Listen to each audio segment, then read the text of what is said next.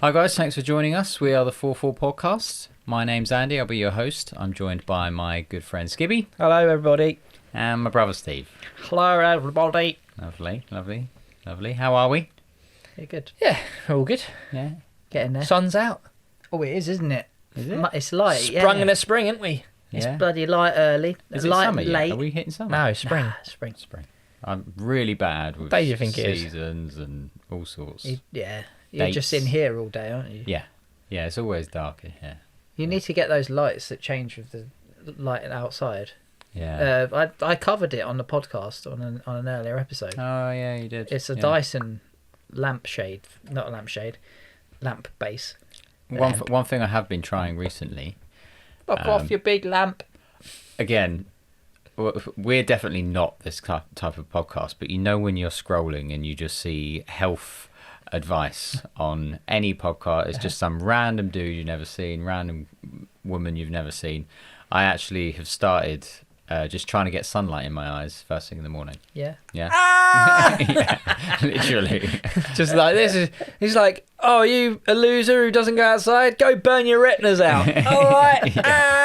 Am I meant to look at the sun? Have you seen the guy who literally spends 10 minutes just looking at the sun? He claims it's cured all his health issues. You can see 2020. Directly at the sun? He had terrible vision and now it's getting better. No, I have not seen that. Yeah. but It's utter bollocks and he will go blind. But Yeah, of course it is. I mean, Yeah. there you go. You can't tell some people. So you meant to spend, again, this random person on a random podcast, meant to spend 10 minutes out in sunlight first thing, Yeah. and it does circadian rhythm. Of course, yeah. I mean, it makes sense. Why But would it not? that ends up me just being a leisurely stroll to the studio Sure. in the morning. 10 minutes. 10 minutes you're meant to be outside. There yeah. and back. But no, I mean, it takes you 10 minutes Oh, to no, walk no. through your house. It takes me about 15 I reckon you do about seconds. 50 laps of your garden. Yeah. Yeah, Kira looks out like, what is he doing? Just walking in circles. Just got a circle in your grass. Like, what is he doing? Yeah. There's also these people that they sun their arsehole. Have you seen that? Sorry. Sunning your What, to arsehole? bleach it? No, apparently it's... That's got to be like a Gwyneth Paltrow thing, isn't it? Probably, yeah, it's definitely along those lines. From Sun what I've your seen, arsehole. it's more of a female thing to do. Oh, okay. Apparently that's really good for you as well. Yeah. So maybe I might try that it. will be my 10 minutes in the garden. I get Bent my over. sunlight in my eyes and sunlight in my ass. Yeah. God. Anyway. Just be like, yeah, you just sort of on your back, legs over your ears, just being like, eyes loving wide. it. This is amazing. Just, oh my god, I'm so fucking one with the earth. The and neighbours looking at alive. her like, what is he on? yeah, I have to be careful where I do it. But that's the thing though, but if you say that, then, or if you do that, then what happens to the saying when the sun don't shine? Yeah.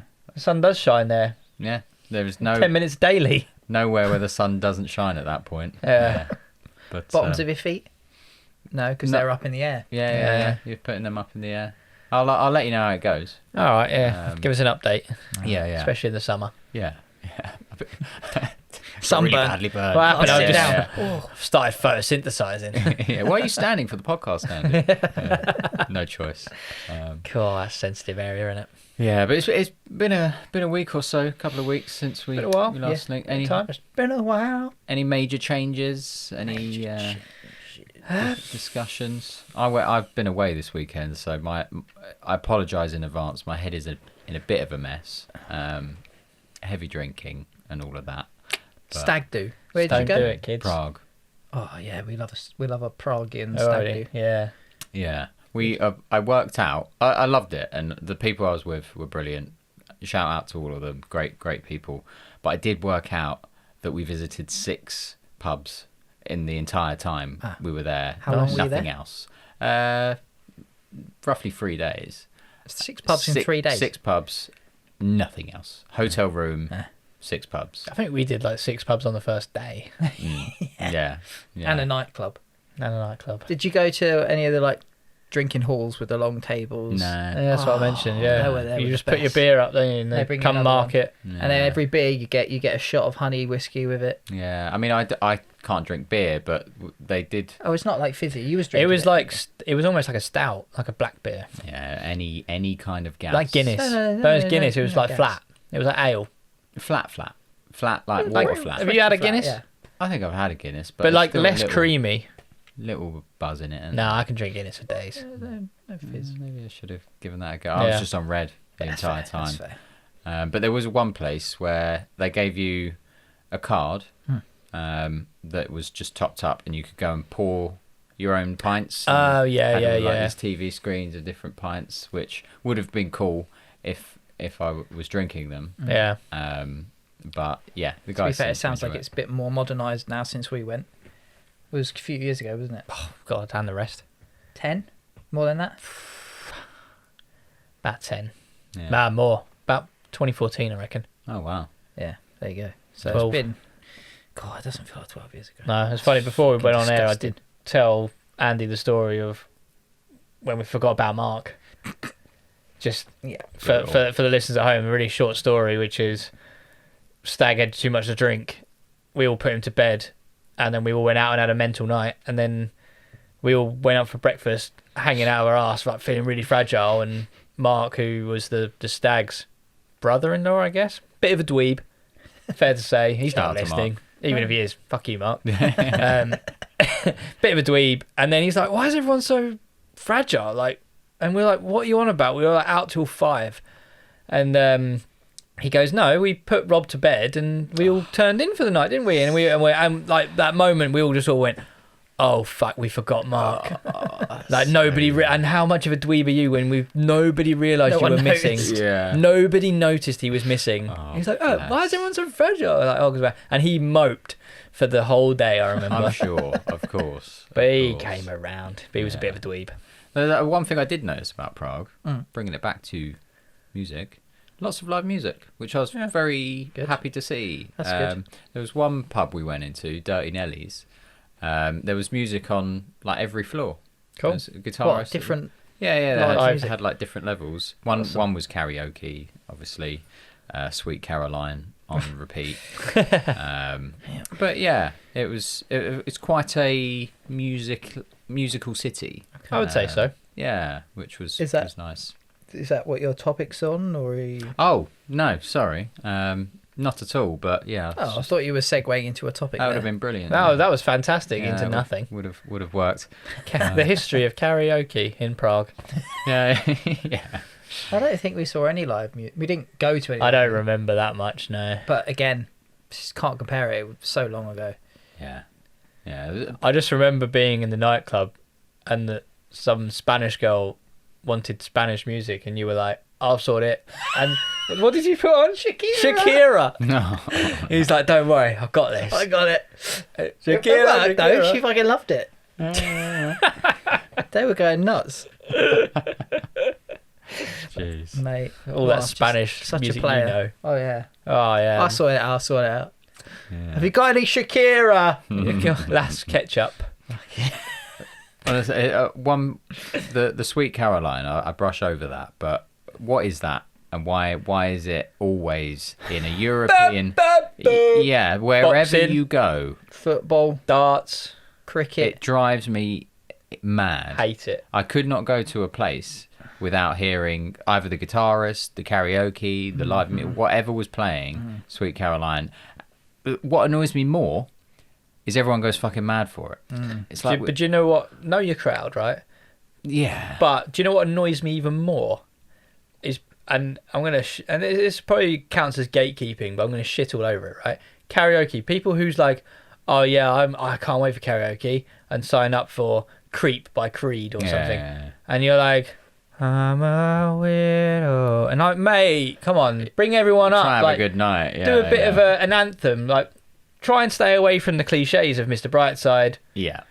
Sweet Caroline, and all that kind of stuff. But give someone a bit of a sing-song anthem where we can all be like, yeah. But Yeah, it's like, oh, here's going to be, I Will Always Love You by Whitney Houston. You're like, oh, fucking hell. This is, one, really fucking slow, and two, an absolute train crash because Yeah. you're not Whitney Houston. Yeah. My go-to is usually Angels. That's. I mean, you'd probably say But it's a similar thing to Angels. it's a Beamer. But I like, would people- say it's a sing-song everyone knows. Yeah, And yeah. do it. Everyone Yeah. goes I mad guess, for that. I guess. So it is Yeah. kind of slow, but at the same time, it's a sing-song. Yeah. I sit and wait. Usually great response. to be Yeah. fair. I mean, we've done a fair few renditions of My Hero. No, Hero. Hero, not my Oh, hero. that was like once. What, Enrique? Yeah, Oh, that wow. that was a Yeah, bit weird. Yeah. Just completely. Cambridge. I was young. I didn't know the ways. Yeah. I think we were in fancy dress. Oh yeah, that was actually quite funny. I think that was Toy Story. Toy wasn't it? Story, yeah. Yeah. Was that Rachel's birthday? Rachel's birthday. Who Rachel actually listens to the podcast, so Oh. she'll Oh hear yeah, us happy birthday. for that 14 year. years ago. Yeah. Shout out to Rachel for maybe the third time. Yeah. Oh yeah, we should probably stop doing that. Yeah. We've only got one fan. Yeah. You've only got one Appreciate fan. it. Well, I mean, unless there's any other topics of interest of the last few weeks. No, you crack on, mate. we'll- Get go on, get get us on Get it. us going. Music podcasts and all that. Yeah. So I was listening to a band about, I think it was on the way to the stag, and I started thinking, where did this band name come from? Like, does this even mean anything?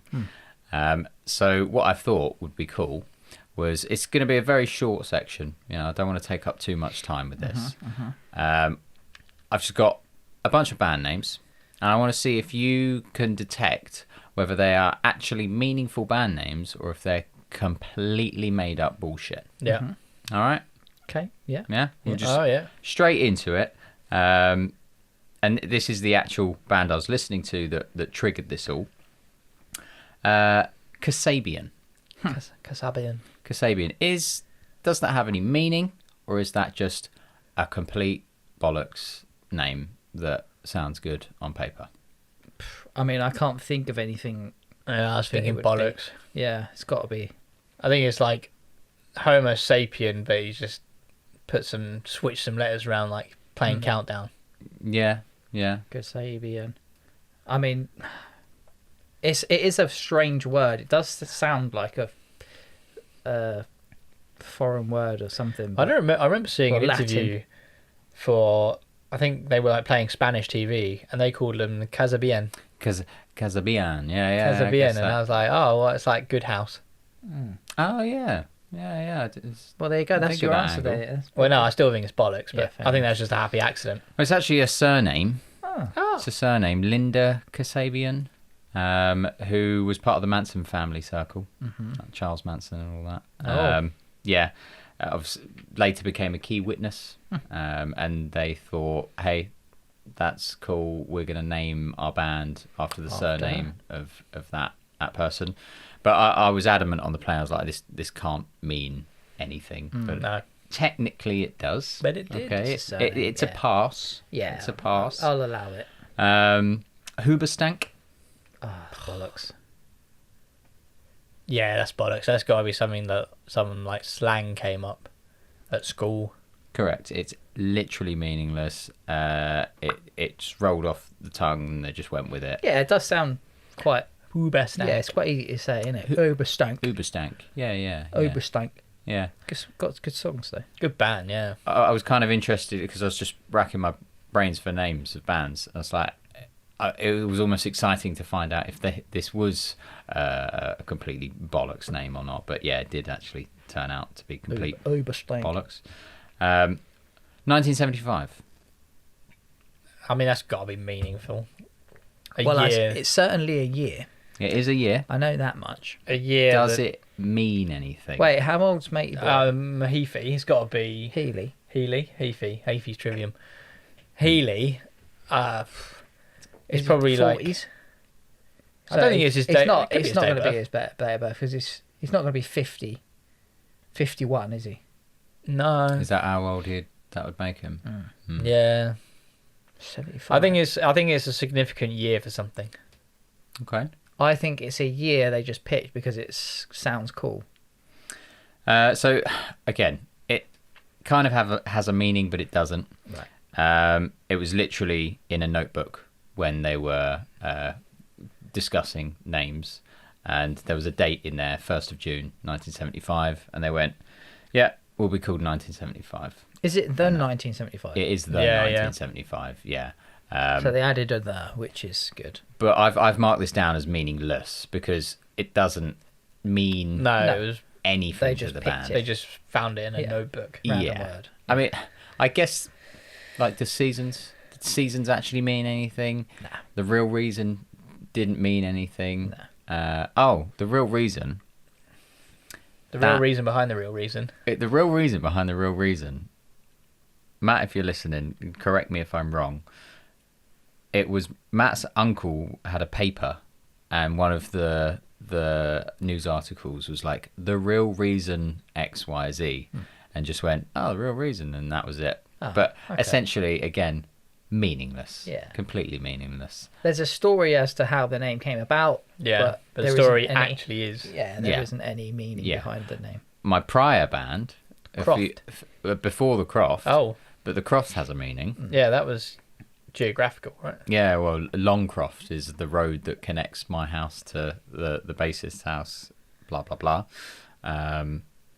But my band before that, something happened in tutorial. Mm-hmm. We decided to make a band during tutorial. And we were like, oh, Whatever it was. Something. yeah, that would be a pass on this list, Yeah. as has a meaning. Unfortunately, it spells shit. Oh, It does abbreviate to shit. Yeah. oh, that's awful. Yeah. So It's like Trotter's Independent Traders all over again. that's it. Yeah, we had to drop that. But yes, okay. So Google. was it not intentional? No.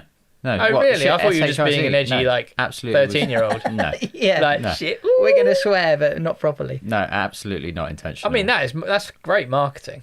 Yeah. I'm surprised we didn't take off, but For your years, really. Wise beyond your years. yeah. Have that's you it. got any CDs in charity shops anywhere? Or? Yeah, no, Yeah, I've definitely go got. drop them off. There's a Oxfam and CD. stuff. I've got a CD case, and it's Matt in like a Man United shirt Classic. with his first blue guitar, and me.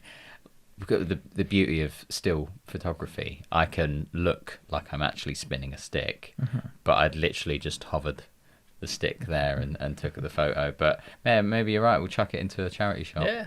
Does it have shit written on the front? It might do, yeah. Because that'd be the only way someone picks it up and goes, I wonder if this is shit or not. Yeah, I've got two copies. One that's fine, and the other one my mate George Magnus got hold of and drew like dicks going into our mouths and stuff. Oh, so lovely. Put that on. That's even more reason to exactly, pick it up. put that in the shop. I Personalised. don't know if they'll take it, though. Yeah, I'll just hide it in a bunch of other. Oh, CDs. yeah, just put it in a case. Yeah, it'll be fine. I'll give it a go. We'll do it for the podcast. I'd say it's see what worth an happens. experiment. Yeah. Maybe in 15 years, something will happen when we're at season 49. Yeah, someone's like, oh, I've just got to find this Andy Watts guy. Yeah. And something happens to him, and he's like, oh, we found him. Your music's terrible, mate. Yeah. Don't go on tour. Yeah. Glad you gave up. All right. Well, next one, Goo Goo Dolls. Ooh. I'm going to say that's got meaning. Meaning? I reckon it's like behind like Baby Wee Wee or something. Yeah, like someone's got a doll and he called it his Goo Goo doll. or Baby something. Born. Like a toy brand. Yeah, like Goo Goo Gaga doll. The name came from a toy advertisement seen at the time. Yeah, spot on. Yeah, it's gone down as meaningless because That's so meaningful, again, but it kind of does make me wonder. Like, does a name actually matter? Does it matter? We spend a long time, especially when we're younger, going, "What should we be called? Like, what should we call this podcast? And what should we do?" Does it actually matter? Because you can just open a notebook and read a date, or Yeah. it's one of them, isn't it? It is one of them. But yeah, I do think it does matter in that it has to kind of sound good. like roll off Yeah, like it the can't just tongue. be like femoral artery. Huberstank. Well, no, that Yeah, but that rolls Kind of- quite well, I think. yeah. Femoral artery. That sounds like a metal band. That does sound like True. a death Yeah. metal band, actually. Actually, yeah, I'm going to start a band now. Severed artery. Kitten entrails. Yeah, that was a thing. That Your was a metal band. little project. That you happened. Yeah, it's a little side project. Yeah, it didn't go yeah. anywhere. Yeah. Kitten entrails. Yeah. Do you know how funny that is to me to have a project that's going nowhere and having a side project as well? I mean, I think I had 3 at that point. So, and they all What went was the third? nowhere. What's Jam? What's Jam? Yeah. What's Jam then? Probably the most successful. Yeah, Yeah, got the most probably, views actually. on. Yeah. Had the YouTube. biggest crowd I've seen. Yeah. Great. But yeah, I put that down as meaningless. Oh yeah, this one. Imagine Dragons. That's got to be the joke about imagine dragging these balls across your face. Oh no, I didn't think about that, but no. Oh, do you like Imagine Dragons? I don't mind whatever song that is. Yeah. They had like. Do you know what I hate that about them? them? No, not. Believer, because it's like you listen to like bum, ba, ba, ba, ba, dum, dum, Oh dum, yeah, da, yeah. I'm a believer. That one, and you're like, it just all, and then all that kind of stuff just sounds the same to me. Yeah. It's just very, very atmospheric with big toms. Just But was their name meaningful? yes. Well, the actual phrase "Imagine Dragons" is supposedly, and I did try and toy around with this. So if anyone can work it out, it's an anagram, but they haven't said what it's an anagram of. Oh, So I did go to ChatGPT and said, What like, were the possibilities? it found a lot of names, Okay. like names of people, like first name, last name. So I wonder if there was like a person or Yeah. maybe a girl that they'd all toyed around with or whatever. But according to the Called band, the dragon. it's an anagram of something that they haven't yet revealed. Meaningful, I've put, but Yeah. not anything to do with dragons and imagining them. It's No, actually, interesting. yeah, an anagram. Limp Biscuit. Meaning. Meaning? That's Do you know it? yes. Go on then. Well, it's this is gonna out me as a weirdo, but I thought it was the outcome of like Soggy Biscuit. I thought it was behind that. Okay. I don't know. So according to the band, it's intentionally meaningless. Oh, I thought it was to do with the Soggy Biscuit because Yeah. the first album was Chocolate Starfish and Hot Dog Flavored Water. Next, you're gonna tell me that was meaningless when it's not assholes and dicks. But Yeah. I thought it was to do with that. Is Soggy Biscuit a world-known Pretty sure. thing, is it? Yeah. Well, champ over here, mate. Yeah, it's a pretty well-known thing. Undefeated. yeah. By that I mean I eat the biscuit every time. But your idea of winning that game is different to others, I think. yo, so I can't believe I'm winning. Don't you guys want any of this?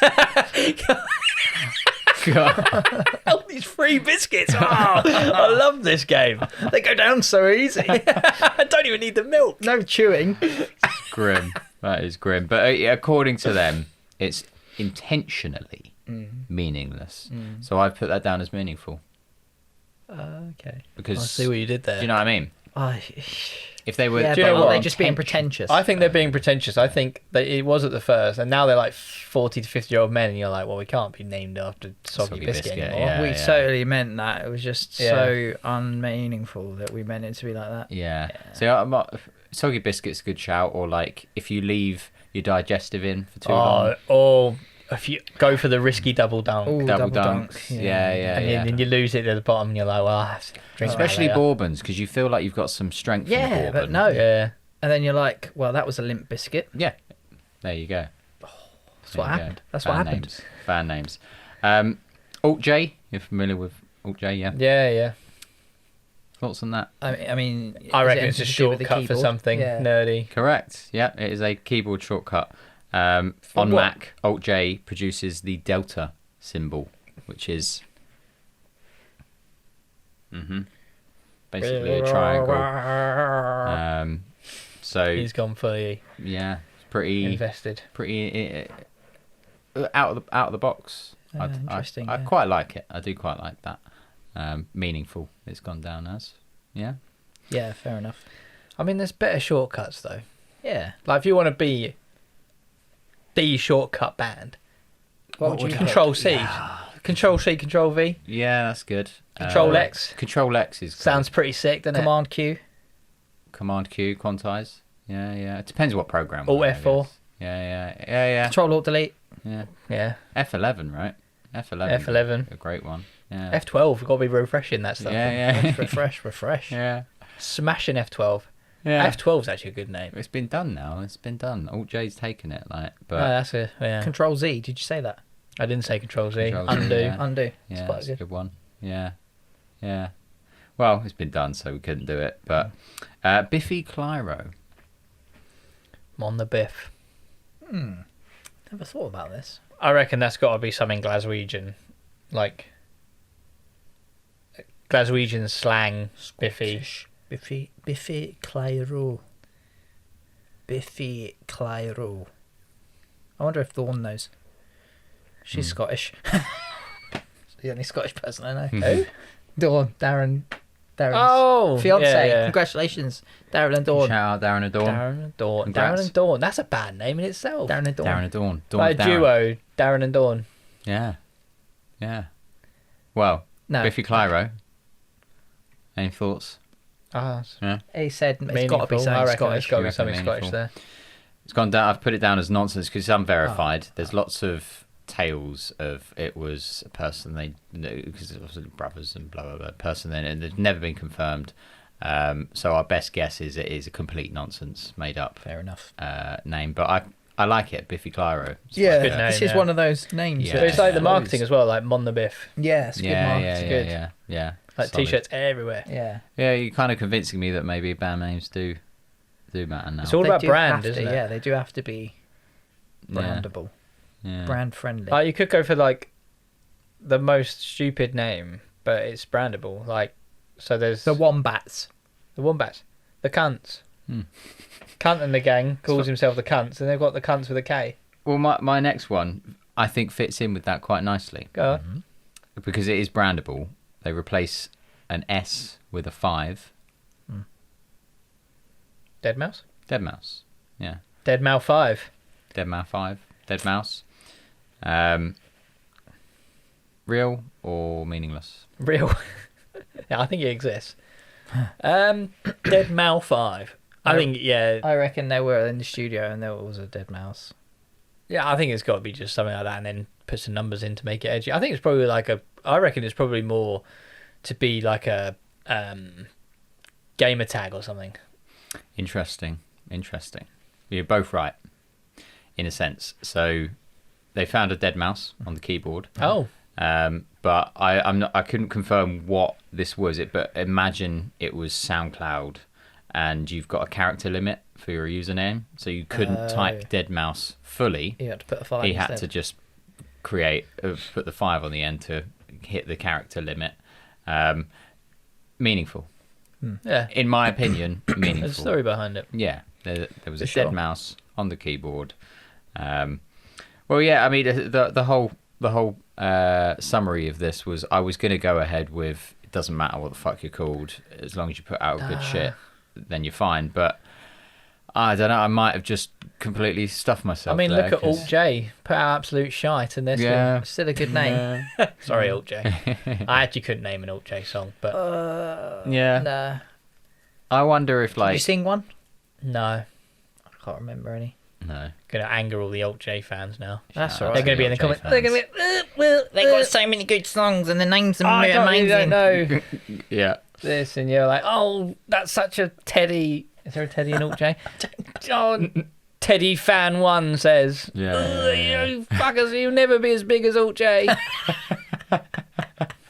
Well, That may be true, but 4-4, great name. we have a better name. 4-4. So much so that we've had to fight for it. And Yeah. we've had duplications and. Yeah. Definitely. But Well, yeah. Well, next time you read a band, hear what's a band, the listen to a best band name? Do you think?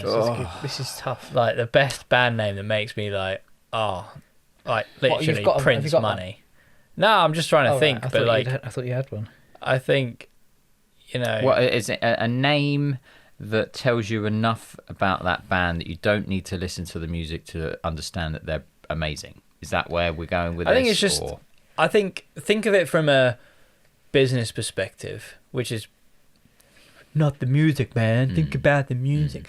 But realistically, you're a brand. You're putting your brand out there, and the music is somewhat part of the brand. But you know, t-shirts, that kind of stuff sells itself because of the name. Well, I always, I'm sure this has been done a million times, but I used to wonder if being called that band. Hmm. So like, oh, have you heard of that band? Or are you going to see that band tonight? Or I'm going to see that band. Like it becomes, but then it could also work massively against them because everyone's just going, oh yeah, who? Yeah, that band. What band? You know, and just go round and round in circles. Yeah. But no one would go around and around. So that someone would stop and you never say know. that the band is called that band. What band? No. Because like There you go. the Black Band or Blackout, there's so many versions of Blackout yeah, Band Yeah. that I felt that's quite common, but that's quite a good name. Mm-hmm. A name that I came up with when we were at school, if I was ever going to be in a band, was going to be Better Off Naked. Okay. So like you go on stage and you'd be like, oh, we're better off naked, and it's like a bit of a play on words. I thought that was really good. Yeah. But Quite pop punky. No one ever asked him to be in a band. yeah, I do you know what? I just didn't. I'm an ideas person. I'm not a doer. Yeah. So I think we've had this conversation multiple times, which is like I love the thought of the project of building something. And then just never actually do anything once it's like ready to go. And then like, so I'd be like, oh, I've got my band logo, I've got my everything, I've got everything set up, and then be like, can't be asked to write a song. That's the fun bit for you. Yeah. Yeah, I know yeah. what you mean. I know what you mean. So I loved like setting it all up and getting it to go, and then just be like, yeah, can't be asked to write a song or record a song or learn an instrument. Yeah, I mean, yeah, the rest of it is pretty long, to be fair. Yeah.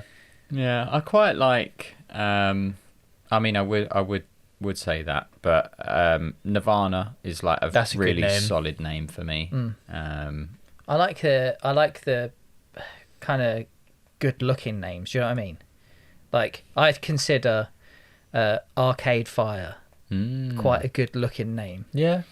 What about Bullet for My Valentine? Is that a good looking name? Do you know what? It's a bit of a mouthful. Yeah. Too First much. instinct, you're like, that's a bit too much. Long old name, but I do like the name. I do like the name. Yeah. Arcade Fire. It's Arcade Fire's a good one. not too long.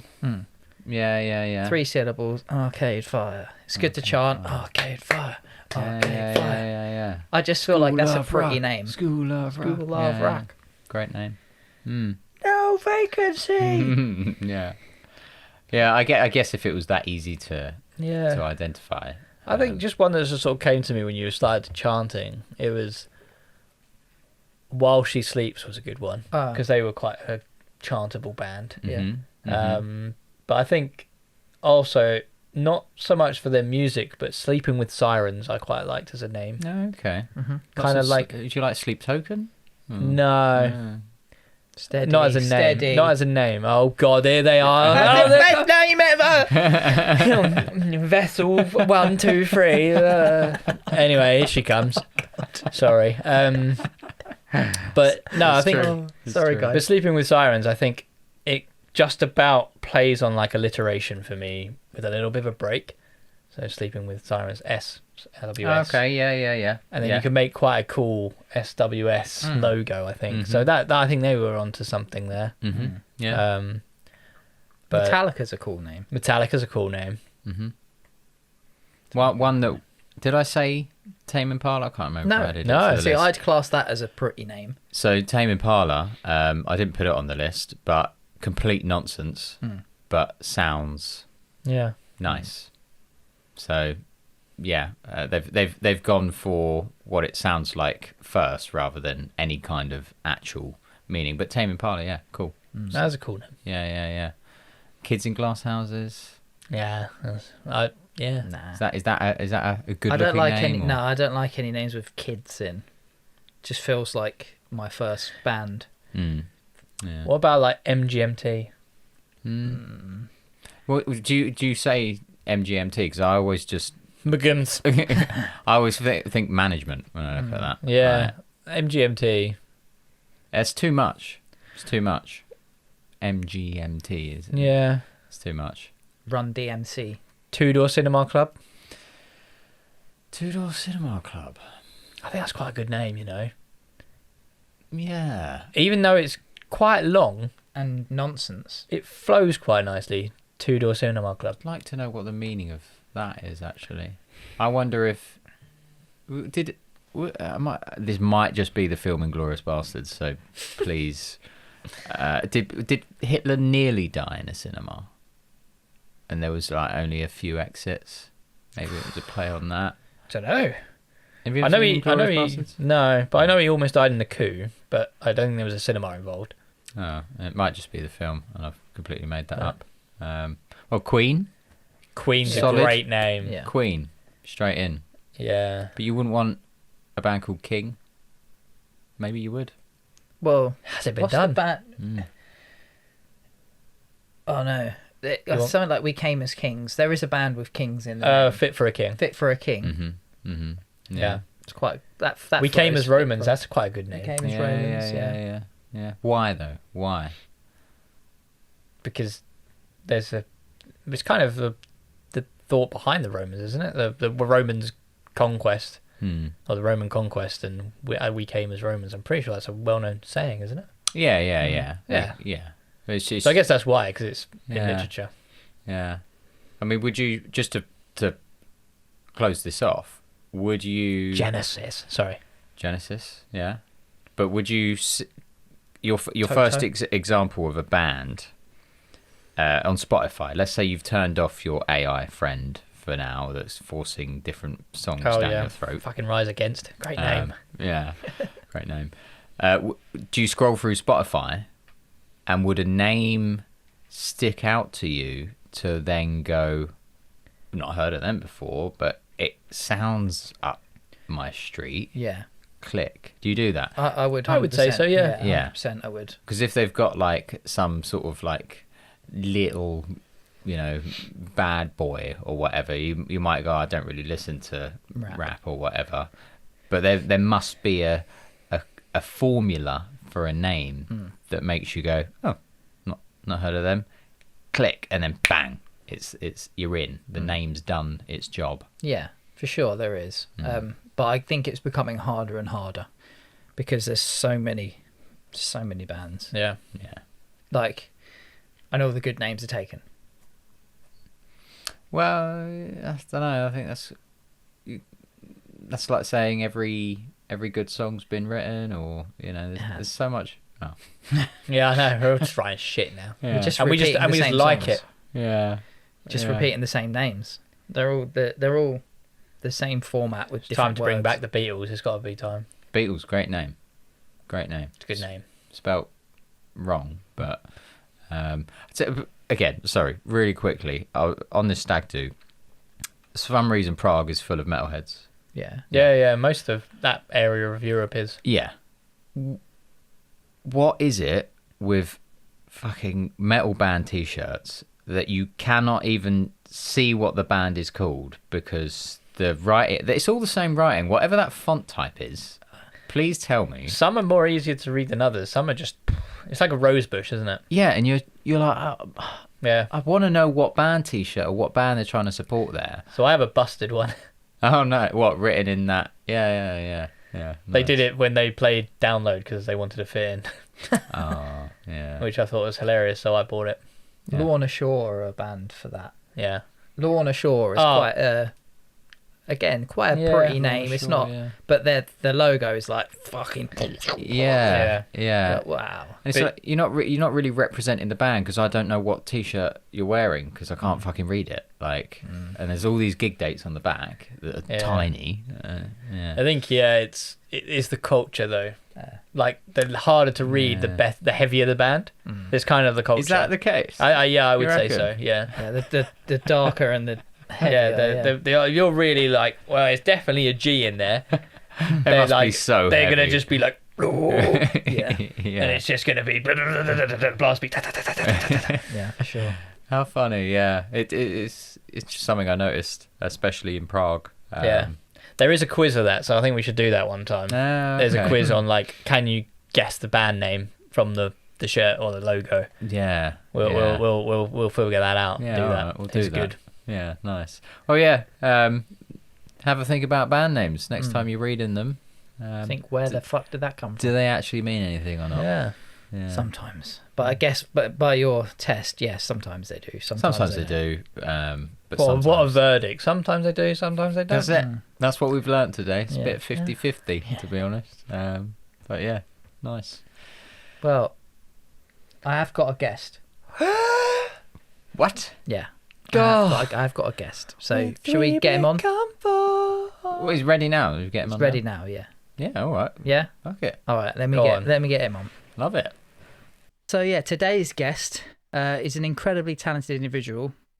His official title being that of true crime podcaster and director of a highly successful video production agency. His podcast recently surpassed a whopping 20 million downloads over its 13 seasons, and his video production agency has brands such as McDonald's, Nike, Microsoft, as well as huge podcasts like The Diary of a CEO and Davina McCall Begin Again on their roster. He's hugely inspirational to me and genuinely a top bloke. Please welcome to the 4-4, Tom Norris. Hey. Welcome, Tom. Hello, thank you for having me. What an intro. Well, yeah, I like to build our guests up and then we slowly break them down over the course of an interview. Yeah, so I just wanted to kick off by saying I treated myself to a listen of the very first episode of your podcast, I Could Murder a Podcast. And I'd like you to take us back 6 years to 2020. Is that when you started it? Yeah, it was definitely during lockdown. Yeah. And yeah, I think August will be 6 years, yeah. So what were your initial hopes and fears, and how did it all come about? I mean, yeah, when I think back to the first series, it does fill me with dread. It was basically me and Ben, the co-host, co-founder of the podcast, we originally just wanted to do some kind of project, a bit of, a little sideline of doing something fun and creative. Yeah. We originally we got really into watching some content about VR, improv stuff, and we bought VR headsets, and we both got very motion sick, and it just didn't really work for us. Yeah, I'm not good with VR. Yeah, it really makes you feel dodgy. But then I came up with a pun name, and we're like, oh, that's a solid name. And then we're like, oh, we should just give it a go because of that. We've always been fans of true crime, so we're like, let's give it a go. So I drove to his house at the time in Leeds. We recorded, not really having much of a structure. We knew kind of what we liked from other podcasts. Ben wasn't really a big podcast guy, didn't watch or listen to many podcasts, so kind of going at it a bit blind. We filmed for a long time, and I was editing at the time for the podcast as well. Yeah. And the edit took a long time. It definitely felt like after the first episode that we weren't going to we thought I'll commit to the whole first series, but it felt like it's a long way off trying to do it, continue it, because it's just so much work. Yeah. Yeah, I suppose they're very in-depth, the episodes, aren't they? Like, do you do a lot of research before your episodes? Yeah, so when we first started, it was a lot more kind of 50-50 with that side of things, because we all had jobs and whatnot, and we were all, trying to, have our own points of view, writing style. I mean, it's quite night and day now if you look at series 1 to where we are now in terms of like how we format things, and we were trying to be a bit too clever, and also just some like humor wise. I think we were walking the line a lot in the first series, like very close to probably being offensive. But I think we've reined it in a lot now, probably in the right way. But yeah, I think back then it was a lot of just listening to other podcasts, watching documentaries, trying to formulate your own opinion, not just kind of trying to retell it in someone else's way. I think as well, like, we've all different times, producer Dan and Ben and myself have had opinions which you put your head above the parapet, and obviously with YouTube and comments, people are going to disagree with you. And I think the world of true crime has very interesting people who are fascinated by it, who have very strong opinions. Yeah. But yeah, research now is because Ben's actually went full time a couple of years ago. He does all the writing. I just make sure I turn up with my opinion still intact and know enough about the case so I can have my own opinion and discuss certain talking points. But Ben takes the lead with the writing, which is cool. Yeah, nice. So you mentioned that you started out doing the editing. Is that still in-house or? Yes, so it's very kind of incestuous between my company Pastel House and with ICMAP. It's Ben Bonsi, who's our senior editor for Pastel House. He's joined the team with ICMAP, and he edits for us. And he actually owns part of the business as well, because we valued him so highly with everything he does and the effort he puts into it. Early on, I was just spending too long like making visual gags, but like I remember making Ian Watkins into a maggot getting eaten by a fish kind of thing, which just took so long for a shit little joke, and I would just spend so long doing those things, which probably wasn't worth the time, but it was. Yeah, I got distracted with that stuff, and I don't know who does the editing on your side, but I find self-editing it's tricky, especially if there's like banter between yourselves. It's hard sometimes to maybe not trying to favour yourself slightly, or make yourself look less stupid if you said something horrendously stupid. So I think it's nice to give it to someone else who isn't biased towards one ear. Yeah. Well, you edit the audio, don't you? Yeah, I'll also do the final edit, but And the shorts. I'm strapped for time, so usually it's just listen to it. If there's nothing deeply offensive, we'll usually send it. But yeah, it would be nice to get a third party in. I think that's a really... You do have those moments though where you're watching it back while you're editing and you're like, oh my god, I am the funniest person ever. Like, this is gonna bang so much. Yeah. And then it It's gets not 2 humbling views. at all. Oh, Yeah. he gets 2 views, yeah. Yeah, it's true. It's true. I mean, was there a for ICMAP? I've never called it that, but I could murder a podcast. Was there a turning point, like, or did you start out with a plan and you just nailed that plan and it worked, or were you one reel away or one video away from it just flipping on its head and continuing on? It's an interesting question. I think in terms of, because basically, so with Pastel House, we work with lots of podcasts and we, help them getting millions and millions of views. And you would have thought that's so easy to transfer into what we do for the podcast, but it's not been the case at all. I think with the reels, we've only had a few, like maybe 2 surpass or 3 surpass over 1 million views in terms of how long we've been doing it. It's not particularly good numbers considering. I think our plan starting out was just to be consistent, and I think that's probably the best advice we always give people if they ask is consistency. It's sticking to it, sticking to your guns.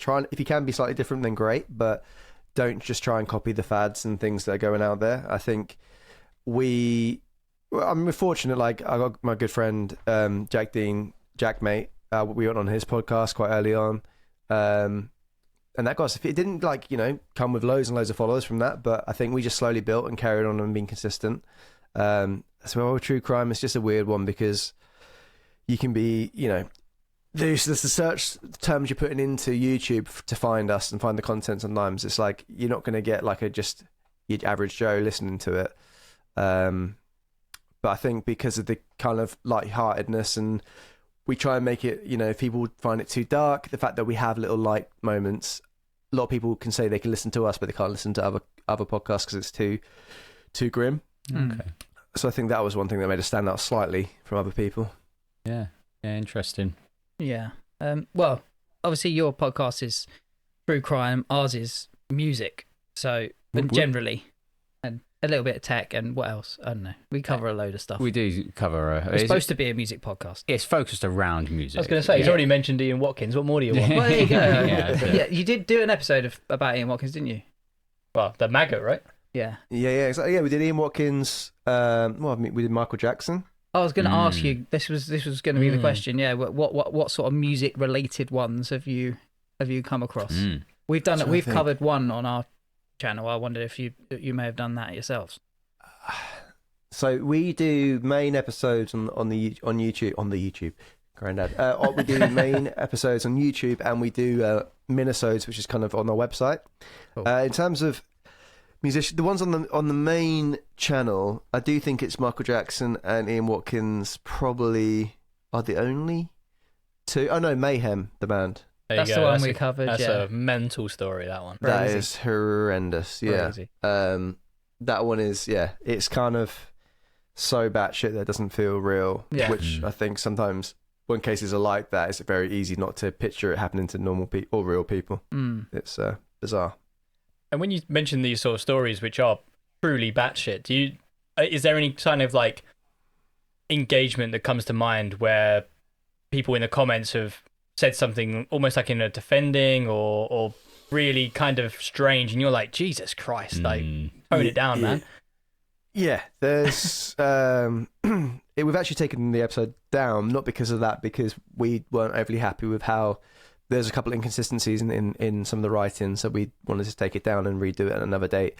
But we covered the Columbine case, Columbine shooting, and people say there's Columbineers out there. Genuinely, like there is. People are very supportive of it and fanboy the shooters, and it's just absolutely crazy when you read the comments of people being like kind of hearting them. Obviously, it's usually faceless profiles or names that, Oh, of course, but it's one of those where you do get the odd comment here and there, which is just absolutely bizarre, or people who we always get asked the question like, who would you love to meet, or who's your favourite serial killer? It's like, that's not your favourite serial killer. So who do you find most interesting, perhaps, is a better way to word it. But it does bring an interesting crowd, or like, I guess it's the thing that fascinates us, but some people, it's their complete life and they're obsessed with true crime, and that's an interesting place to be. Yeah, I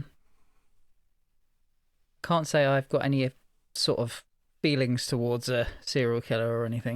I don't. True Apart crime from, like, creeps disgust, me out. but- It creeps me out. Like Ted Bundy baffles me of how much everyone's like, Yeah. oh, what a heartthrob he was, and you look at a photo and you're like, really? Yeah. Everyone in like that time frame must have been fuck ugly. Yeah. Yeah. I think Zac Efron was a bit of a stretch for casting. For Ted Bundy. Yeah, I think that's probably warped people's minds on that a little bit. They're, instead of picturing the real Ted, they're picturing him. I don't know if you've ever come across a band called Skinned, SKYND. It's like a Australian band. I've actually seen them live, but they are true crime metal, I would say, or True crime metal is a genre. But they sing about events. So Columbine was one. We were either tagged in theirs, or they were tagged on ours, or something, or there's someone they shared something of ours, or there's some crossover slightly. Oh, really? Of That's that.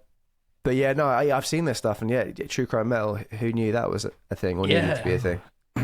But yeah, they when I saw them live, they started every song with kind of like a news recording of the event, and it felt almost like I felt uncomfortable. It was almost like glorifying it, and I was just like, a bit weird. Yeah, we got a Facebook group where people just kind of chat away about true crime, and one of the people posted a thing in there which someone who had a leg sleeve of all these serial killers on there. Oh Jesus! Yeah, and it's like, A, should the tattooist even do that? And B, is it morally wrong to be walking around with that on your leg? And I'm like, I think both of those it should be a no, really. There's definitely arguments for both, isn't there?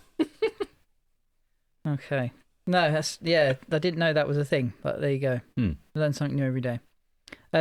Looking at the other side of your life, the Pastel House side of life, the website, the list of clients is pretty extensive, quite incredibly impressive, actually.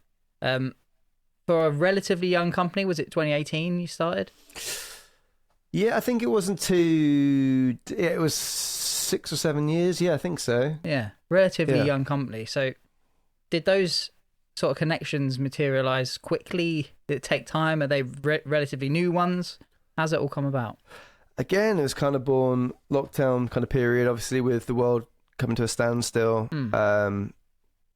Obviously, with video production side of things, you weren't allowed to obviously go out and shoot things. So I reached out to my friend Jack again, and I said, like, have you ever considered with your Facebook, like, taking that seriously and posting stuff? And he's like, you can manage it if you want. So I started doing that basically on the side. And then from that, started talking to other people who wanted help with their Facebooks. And then we just kind of grew with that. I got my friend involved who we used to work with. And yeah, it's word of mouth mainly was how we kind of grew. And yeah, we had a few like people who hooked us up with like some emails to reach out to other people.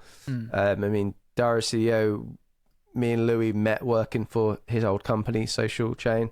And we noticed that his Facebook was Steve's Facebook was completely dormant. So we just messaged his team and they're like, okay, yeah, give it a go. And then we started running their Facebook. And then from that, it was quite a neat, name dropping that helped us get through the door to other podcasts and working with them. But we've really kind of pushed on with the video production side of things. Like that's obviously where I'd rather be on set shooting things and editing things, and rather than reworking other people's content. So yeah, it's just kind of grown gradually, and it's like ever changing. It's I really want to push it to be more on set filming things, and we slowly are getting there, and it's getting busier and busier, which is great.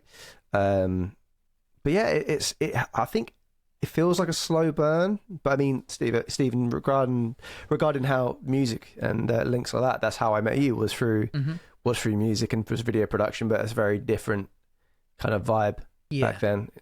Well, I was going to say, because you may not remember, but you actually shot a video for me a long time ago, and I was wondering, did your love for video editing and shooting actually come from an original love for music, then music videos, then making music videos, then editing videos, and is that how you've strung out and got to where you are now?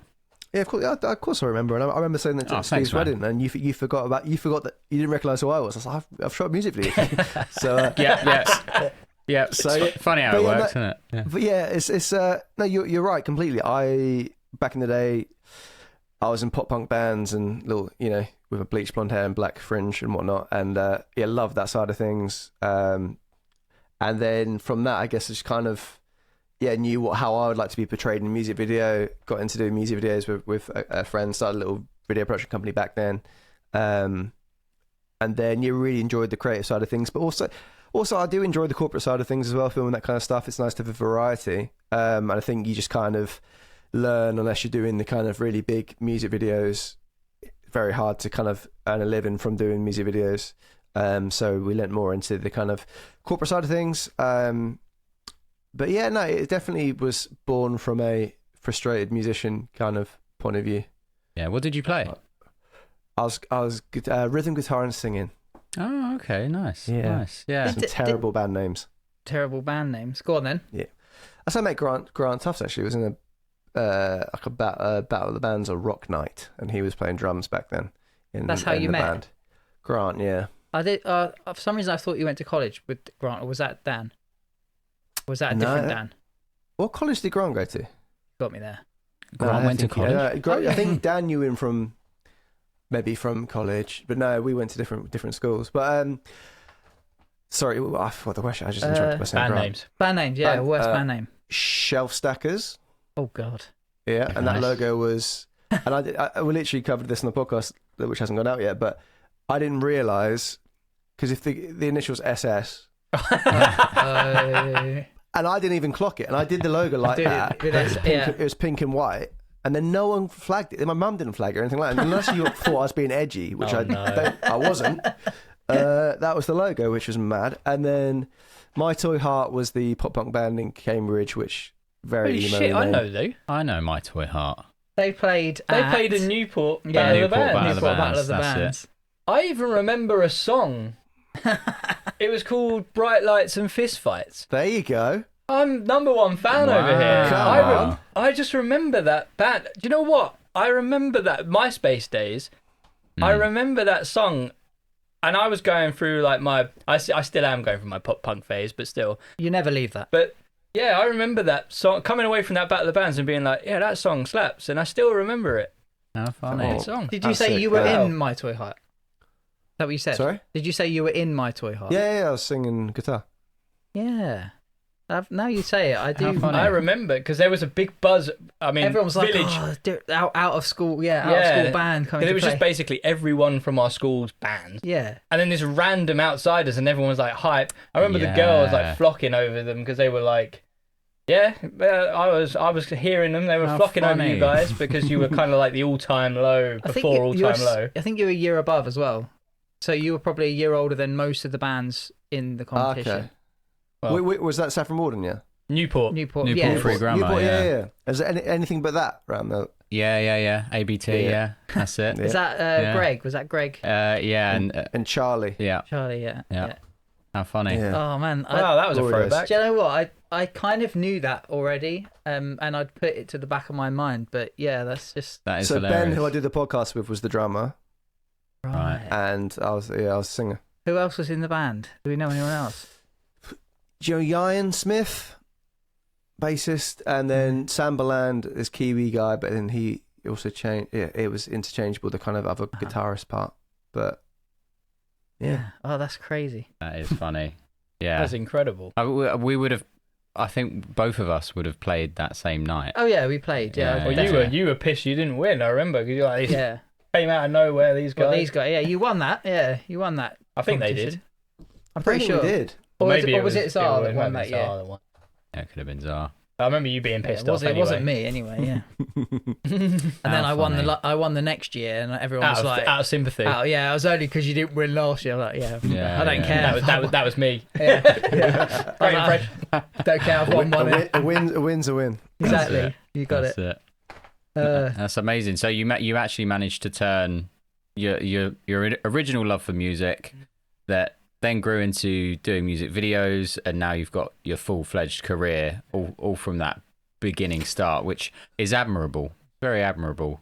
Thank you. I think, to be honest, like one thing that was very helpful, I didn't go to uni or anything like that. I think my parents were very supportive with it when I was doing, videos for very little money, and I had that time to kind of, learn and make a lot of mistakes during the filming, and you learn as you go and being on set kind of thing. I think that was very handy.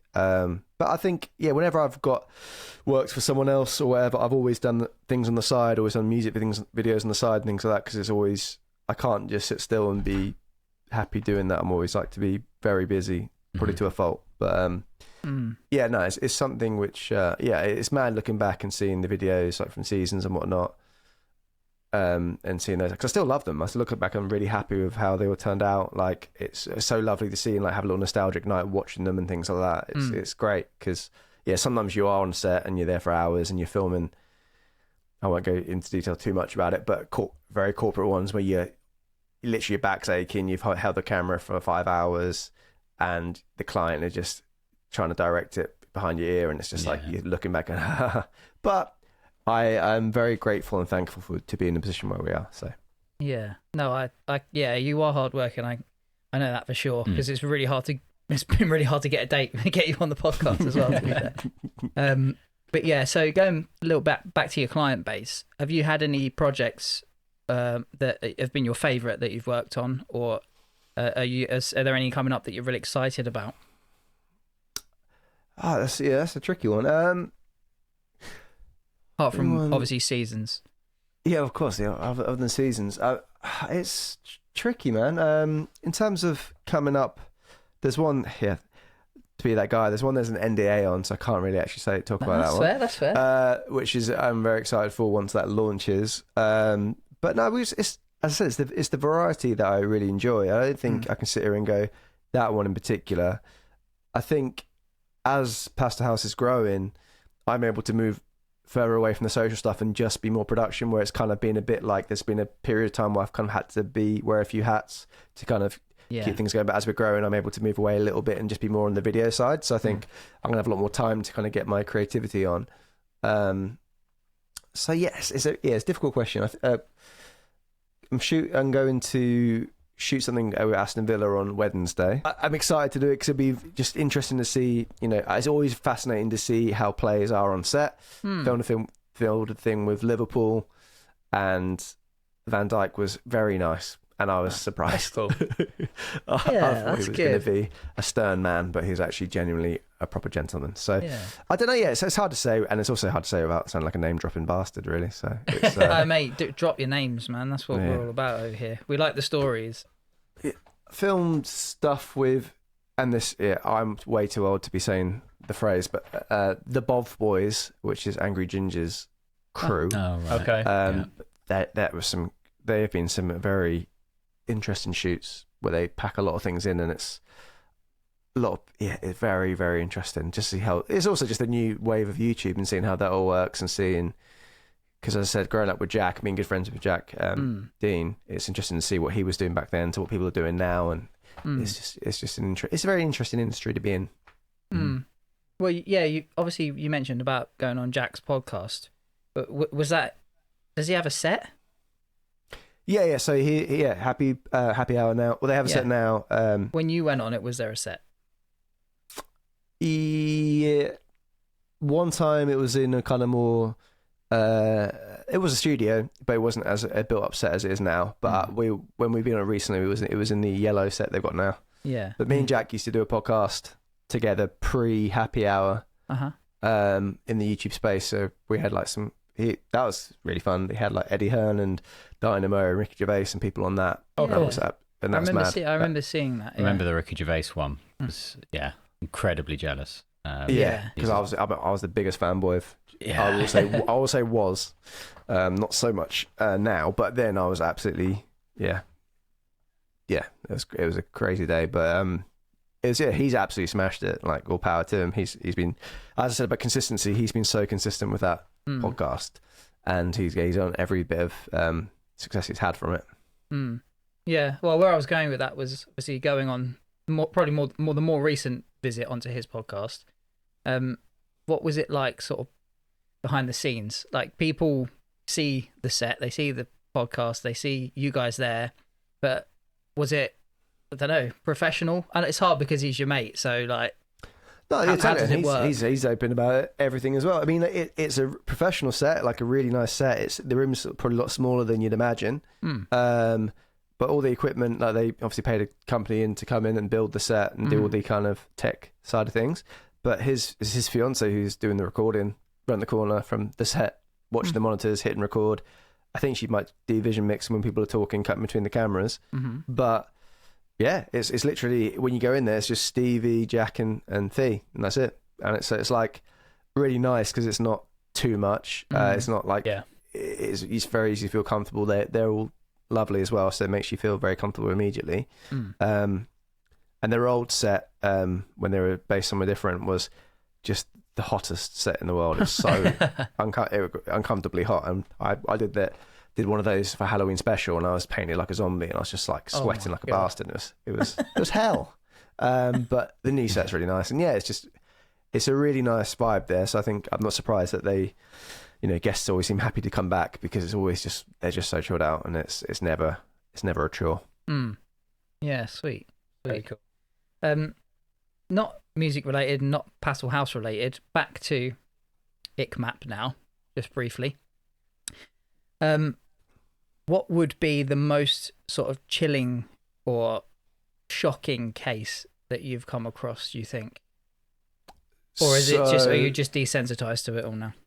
That's interesting. We actually discussed this desensitizing thing, and I'd be interested to see what you guys think about that as well. But in terms of with the series we just done now, the series 13, we labelled it the darkest series we've ever done, because we basically just picked literally the darkest cases we could find, but we tried not to stick to one genre, because I think you'd all go down the same route of what that probably entails, and it would just be absolutely heartbreaking to do that constantly every week. But no, this series has been really tough. It's been genuinely really, like, it's the first time I've ever like had an emotional moment when doing the pod, and the other guys, Dan and Ben, both have had previously. I hadn't, but this series has one particular case of Victoria Colombier, which is just it was just a heartbreaking case about this sweet little girl who, so innocent and so like, it was just a heartbreaking case. And reading some of the kind of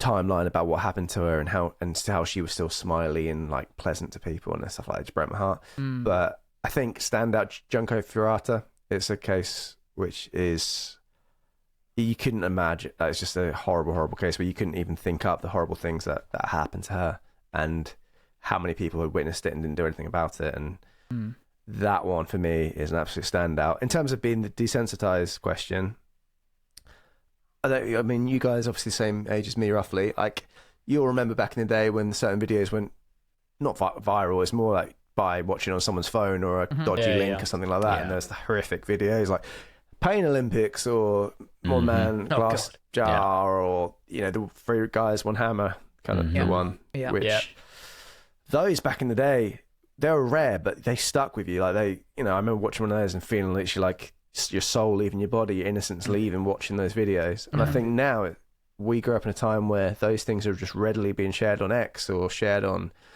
Instagram even, and it's like how people growing up now, you can just see those. If you log on innocently, just scrolling through your feed, not even wanting to look for it, it will just pop up. And it's desensitizing wise, I feel like sometimes when we're doing cases, I'll read it and kind of read it as a story. And if you start to take a step back and actually think, no, each person you're reading about is a real person, they went through this. There's certain ways I think your brain tries to protect you, basically. But what do you guys think about like now? Do you think because the content is so readily available online that people are being more desensitized to it compared to how when we were growing up? For sure. I think. 100%. Yeah. Yeah, I think it's hard to not think that because like we've all got our lads group chats as well, right? And yeah, some of the things that just get sent in there willy nilly off X or whatever, and I'm the same as you, but my soul leaves my body every time I see it. Like every time I see something, I actually remember a period where Instagram there was a bug in Instagram for like maybe like 4 or 5 hours. Right. And all you would see scrolling was just people dying. Just Jesus. like, yeah, death after death after death. I think they had to make an announcement. But every time, I didn't expose myself to that, so I got desensitized because it gives me the heebie-jeebies. But I've definitely got some close mates that will readily watch someone just get minced by a train or whatever. Yeah, not... What you said about like just scrolling through X, that's how I found out Charlie Kirk died. Yeah. Literally 5 minutes after it happened, I just stumbled upon like a video shit. of it. Like, yeah. And I was just like, oh, it's just some fan about to get destroyed by Charlie, and then boom, and you're like, oh fuck. It's grim. Yeah. And it's like it's not, I don't know if it was a desensitization or a state of shock almost of like, oh fuck, and then you actually look it up and you're like, oh crap, that actually happened. Yeah. But it literally is like that, where you're just scrolling innocently, you're not looking for it, but it just comes up and you're like, oh, brilliant. Definitely, yeah. It's even now with AI, you question first, is that real? Yeah. I was just going to say that. And then you're like, okay, and then but it's maddening. It's like you feel it's what's the word?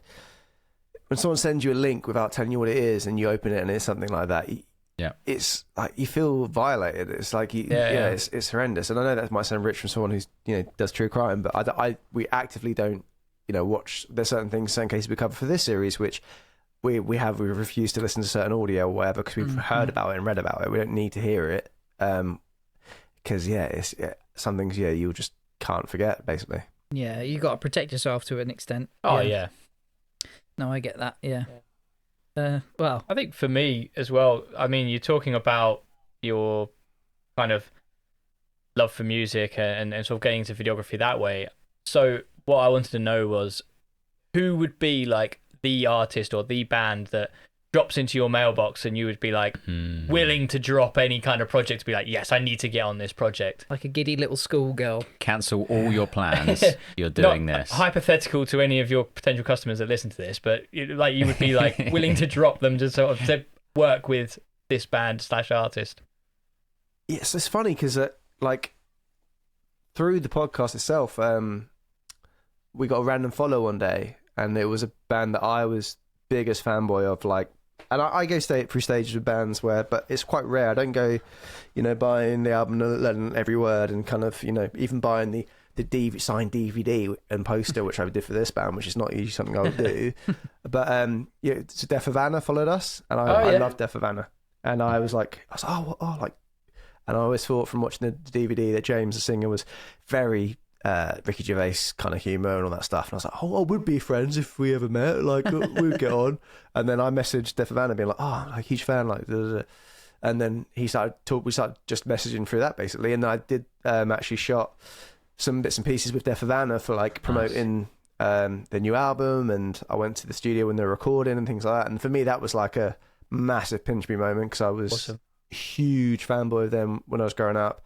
So that was crazy and like amazing just to see, and he's still like a good pal and we chat a lot. But that was a bit of a moment. But other bands, I mean, probably my all-time favorite band is Manchester Orchestra. I love them, and them, even with their acoustic stuff and how they've changed quite a lot since when I first got into them. I love their stuff, and I think Andy Holt, the singer, just seems lovely as well. So I think that would be one that I'd be like.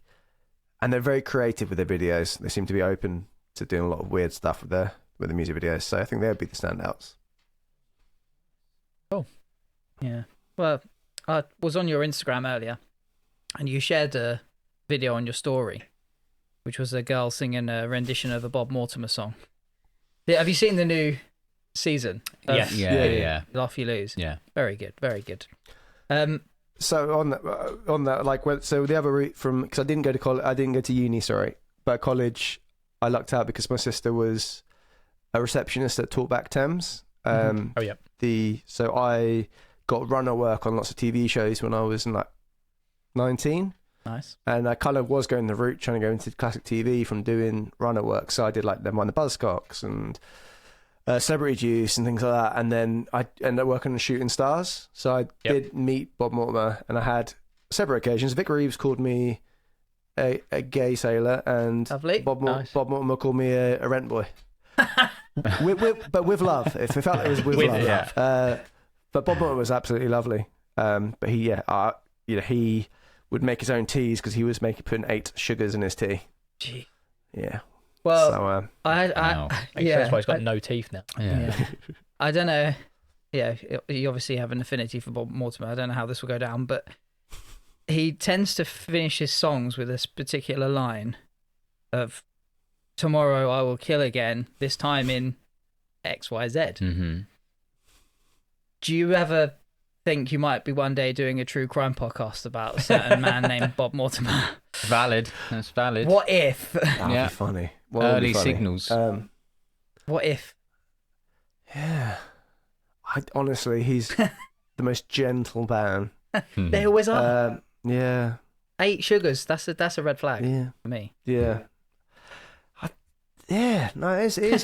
His songs are funny. I mean, I don't think my wife particularly finds him hilarious, but I crack up, I think. But yeah, no, that's interesting though. Yeah. Yeah, but think about that one. They have to answer Yeah, it. it is. Yeah, it's a weird one. It's a weird one as well, looking back, because some childhood people like Troy McClure, the guy did his voice, and how he was murdered by his wife. And even someone told me the other day from Austin Powers, the guy that plays Random Act, like Odd Job, but the Random Act. Yeah. He's that guy who plays that. He's murdered someone who's in prison, and he's killed a cellmate. And it's like, He did, yeah. it's Wow. wild when you look at kind of random people from your childhood. Go, oh, that person is a murderer now. I'm just saying it could be there, and if it is, I'll keep an eye. I called it. All right. Yeah. You heard it Spotted here the first. signs. Well, if early. anything, Bob Mortimer called it in his Well, song. but he's dropping hints. Yeah. You need to look at the news and see if there was a murder yesterday in that location. Yeah. No, that's cool. I mean, that's my question spent. Have you got anything else, you guys? Got mine out. Yeah, all good. Thank you very much. All good. Nice one, lads. What's your I Can Murder podcast and Where can we find you?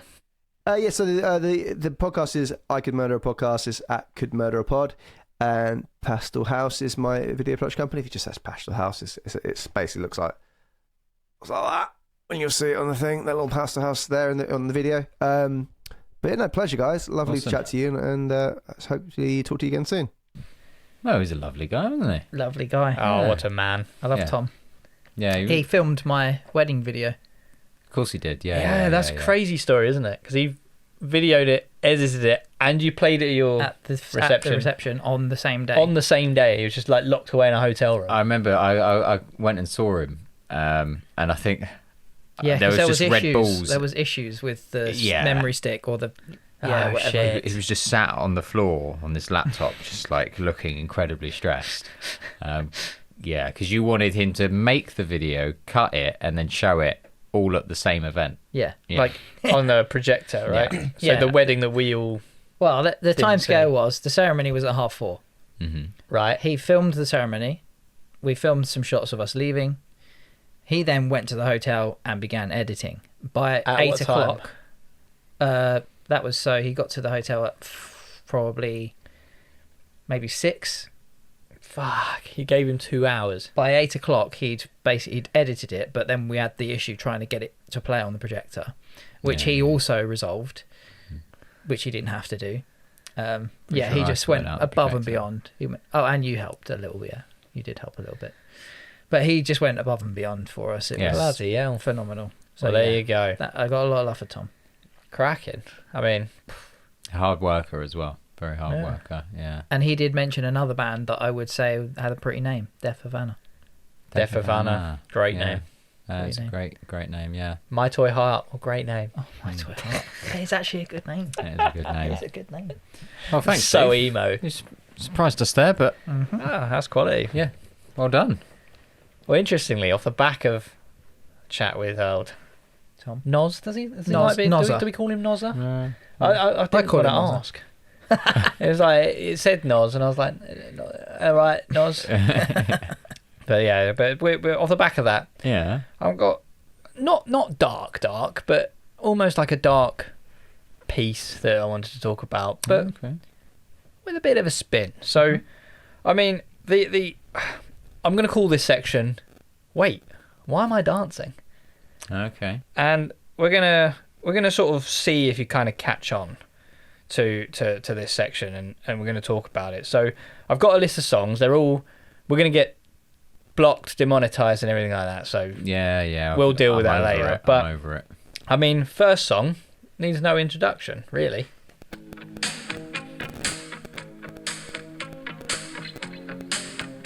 How does this make you feel? That was a genuine question. It's emotional. It's Feel a bit uplifted. It's relatively uplifting, yeah.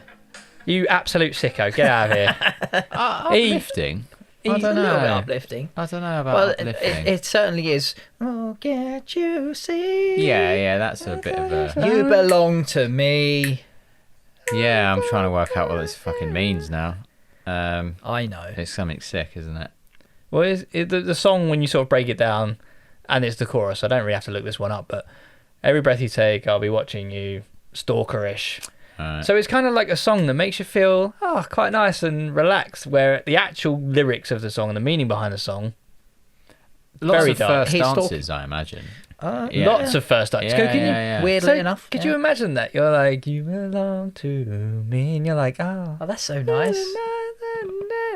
and everyone's sitting there like, you sicko, like, God, what is wrong with you? You just married an absolute psychopath. Yeah. You're just singing along to this one. So the meaning is actually, I'm Stalker. I'm stalking you. Yeah. Every breath you take, I'm Every watching move you make. Yeah, okay, I'll be right. watching It you. is literal. It's it literally is stalking. Right. Oh God. Okay.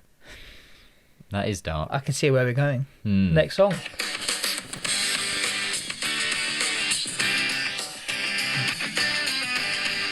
We'll even get to the good bit. How you feeling, Andy? Uplifted, happy, joyful, ready to sing along, meet ready to the move. day. Yeah. Oh, what an absolute Oh, no. What a wrong un. arsehole. I'm Ugh. fucked. I'm fucked in the head. Cringe. So, any artist name? What's the name of that song? Oh, I couldn't tell you the name. I can't remember how the chorus goes now. Semi-charm kind of life. So yeah, it's Semi-charm Life Semi-charm life, yeah. by Third Eye Blind. Yeah. Third Eye Blind, there it is. And yeah, so it's a really nice kind of feel to a song. Really, like you're like driving along, like Yeah. yeah. So the lyric, it's all about a person who's addicted to crystal meth and basically wants a way out. And I think it's like, so one of the lyrics is, doing crystal meth will lift you up until you break. And it goes on to, I want something else to get me through this. And it's basically someone fighting a crippling crystal meth addiction. oh, gosh. Okay. And it's like Nice. really down their luck. So it's just like weird, right? That it's just so, but I quite like the contrast. Well, yeah. I always wonder with these things, does the lyric come before the track, or do they build the track and they go, well, this sounds great, now we need some lyrics. All I can talk about right now is a crippling crystal meth addiction, and that's how you end up with a really happy sounding song, possible, but the horrible lyrics. I Yeah. mean, yeah. But yeah, like I think one of the lyrics is sort of like doing crystal meth, and then it was like, I'm gonna bump, another bump, and it was just basically that kind of like keep going, and then actually that realization of you wanted to get out. Yeah. And it's kind of like makes you think, but also at the same time, I didn't know this. And shout out again to Rachel again, second time in this podcast, but she was like, "Oh, you know that's about like crippling meth addiction." I was like, "What? Yeah. Is it?" Yeah. And I didn't even read the lyrics because it was just one of those things. You drive in your car, just like, Yeah. I don't know if that's a guy thing. Do you pay attention to lyrics? No. Nah. Me personally, no. No, see, I don't, and I know Keeley does. Like that's one of the main. Jess does too. Yeah, that's one of the main selling points to a song. So it's definitely a guy-girl thing. Probably. The only time I'd really listen to lyrics is if the song itself is really cut down. Yeah, straight back. Yeah. All you can do is listen. Quite slow, and Right. the intention is there purely for the lyrics. But no, generally speaking, I can't sing along to most songs, even if I've heard them thousands of times. Oh shit! It doesn't go in. Sorry, I jumped the gun. Next one. Next one. Shut up, Andy.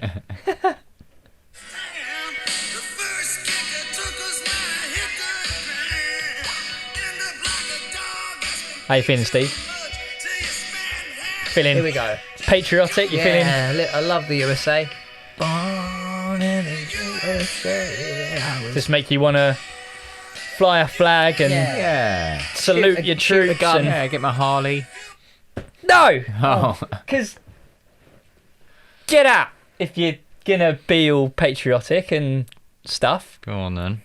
So it's actually a protest song about the troops that went to Vietnam. So it's basically talking about how the troops were forgotten about and the vets who came back from the war just weren't treated well. And basically it's so one of the lyrics is, I had a brother at, apologies, Khe Sanh, fighting off the Viet Cong. They're still there. He's gone now. Ooh. He had a woman that he loved in Saigon. Ugh. I got a picture of him in my arms now. So Yikes. how much of a moron do Republicans have to be? Yeah. Like these politicians, when they're like walking on the stage and they're like, "You're going to vote for me because I'm born in the That's USA." so true. Yeah, I didn't even think about that. Yeah. Trump doing his Yeah. "Born in the USA." They When don't actually even know. the Yeah. meaning behind it is, fuck these politicians who turn their back on our How funny. vets. Mm. That's brilliant. And yeah, just basically the lyrics, when you start to read them, are more about, how they didn't really care about them. And, but I was born in the USA. I was born in the USA. And that's it. And that's just the catchy bit that only people care about. Yeah. When you break it down the How verses. funny. Yeah, I'm. It's since you mentioned presidents or whatever coming Oh, out, they always. always play it. Yeah, It's mental. idiots. So yeah, well done, Bruce Springsteen. He's Yep, done him like a kipper. it certainly has. Next one. Oh God, turn it down.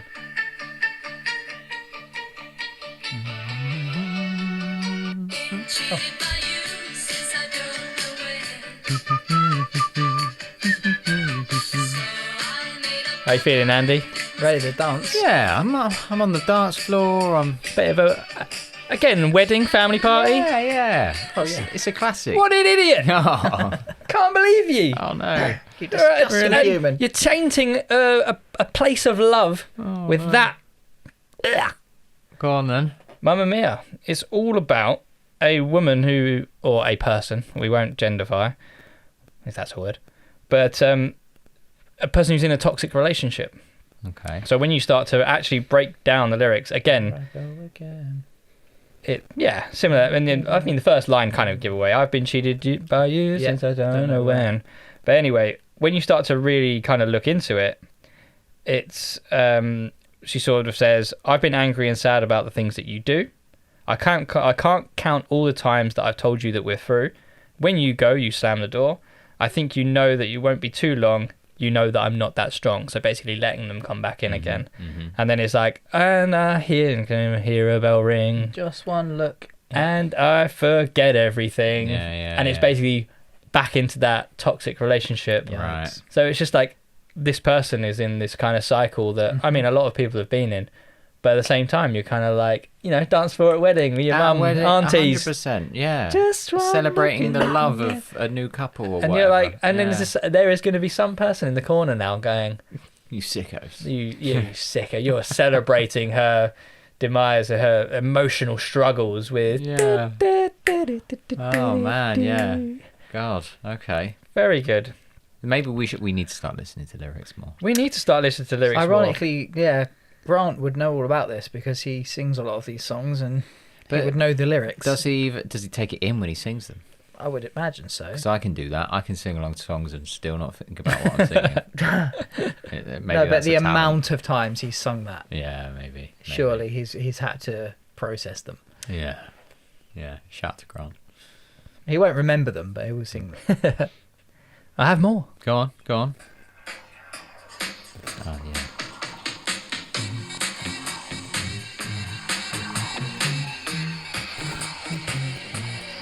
Let's do a bit of it.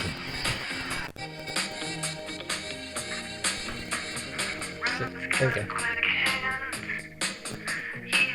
That's the chorus.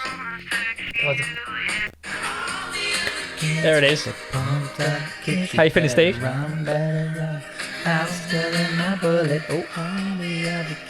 Feeling pretty upbeat, loving it. Yeah, it's a bop. That it's a bop. All the other kids. Outrun my gun. How dare you Yeah. bop along Yeah. while kids are being slaughtered in the schools in America? Oh, shit. Okay, yeah. All the other kids with their pumped up kicks. Better run, outrun my gun. Brutal. Yeah. So yeah, you're like, oh yeah, this is really nice. It's all about. So this is where it's kind of the link. School shooting. Yeah, so it's kind of the link back to where we're talking to Noz, big up Noz, with the sorts of true crime stuff. So yeah, so next time you're thinking about all the other kids with the pump, school shootings. Yeah, why are they doing that to us? Why make them happy if they're singing about that stuff? Honestly, I'd never do that. I'd never have a happy song And put that over the top. Yeah. I think, it's like Skib said, it's the contradiction that adds to it. Like with the song I did for Thingy, the Oh, Go Your Own Way. Go Your Own Yeah, Way. Yeah. Happy song, awful lyrics, not terribly written, just all about breakup. Yeah. I guess you could also hit an aspect of me as an artist. I only make bangers, or I only make dance floor hits, or I only make happy songs.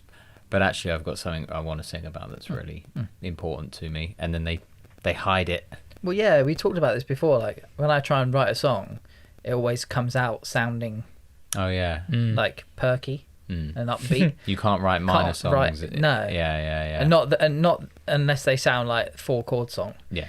A minor, E minor. Yeah, that's- Fucker just wrote a Coldplay song Yeah, before he got divorced. Yeah. So yeah, I would have to do what they do and put sad lyrics over the top of a happy sounding song. Yeah. Okay. Yeah. That could be it. Yeah. Last one was a song that I didn't actually know, but you probably will. This is definitely going to get us demonetized, but Getting ready to go. A knock comes on the door.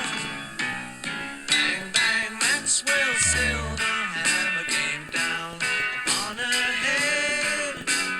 Bang, bang, Maxwell's silver hammer made sure that she was dead. Okay. what the fuck, Beatles? Yeah, it's a very chirpy sounding song for a. Yeah. Bang. True story though, I wonder, or like. No idea. Yeah. Probably not. Yeah. They probably made up a scenario. But I don't know. It could be with them.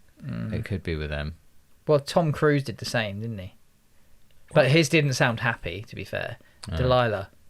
Oh, Do you not know that? That's about. I didn't even know Tom Cruise did a song. Oh, what are you on about? Tom Jones.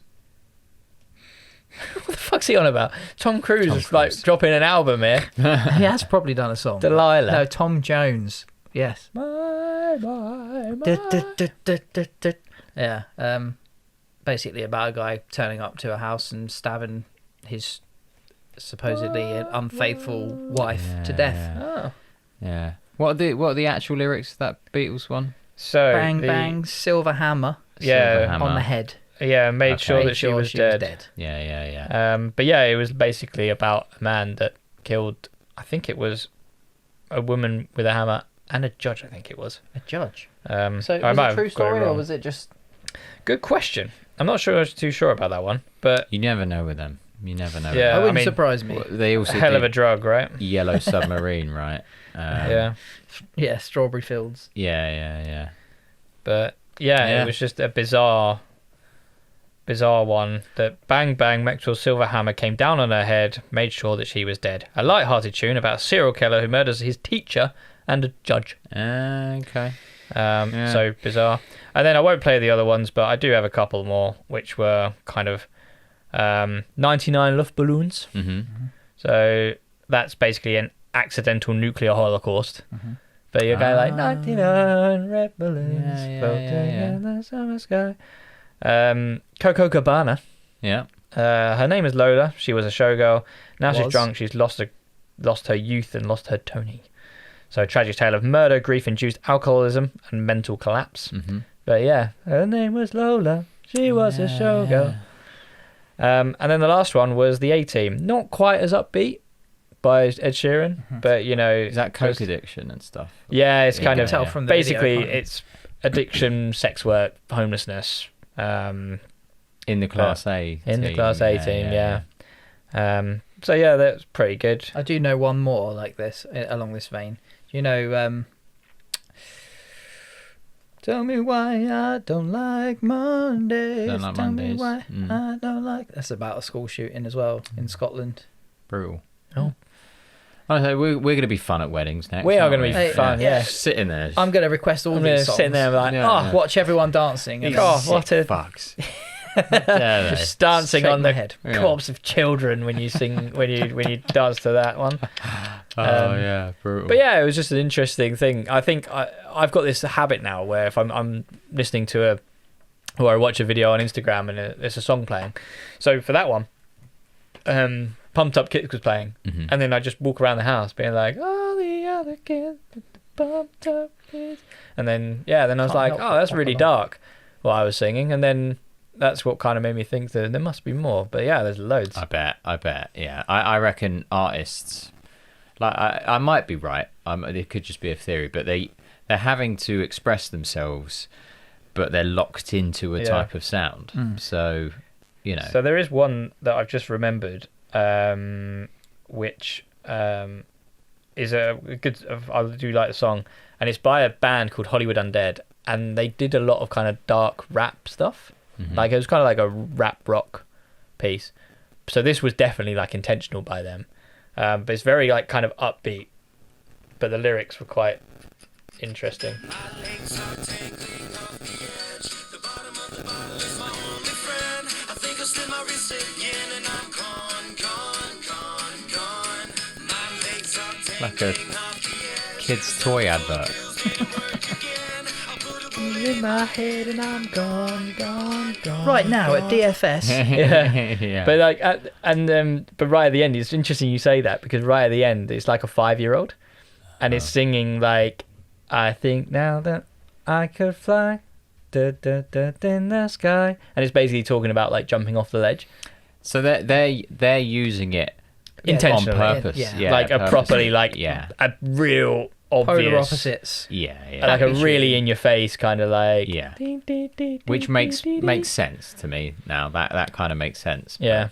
Yeah. But I think the other ones are quite well hidden because you're like, oh, if I didn't listen to the lyrics, Yeah, where that yeah. one was kind of in your face. Yeah. Yeah, that was an interesting. artistic choice. Yeah. Yeah, you should follow up with Tom and say, look, have you ever done a section on how sick these people dancing at weddings Those really fuckers, are? yeah. Yeah, There you go. I'll ask him. Sickos. Yeah, thanks, Skibbs. Yeah, Nice. I enjoyed that. Not. I didn't enjoy the Not songs. that much. Not I that much. enjoyed it somewhat. Yeah. The songs are a bop, but I've got a sidetracked if you want to. Oh yeah, Hell guest yeah. and a sidetrack, Steve. You've been busy. Yeah. It's great. Sidetrack. The song, the story, the sound. We break it down. Love it. Love it. I have actually got some questions, some clues this week. Cryptic. Fairly. Okay. You might get them from. You might get it from the first one if you know this bit of trivia. That's the only thing. It's quite possible that you might know. Squibs will know. So yes, It's Trivia King. this song began life as a file name, 2tactare.mp3. Should I spell it? Say that again. Began life as a file name, 2tactare.mp3, which is the number 2, TAKTARE. .mp3. Two-tactare.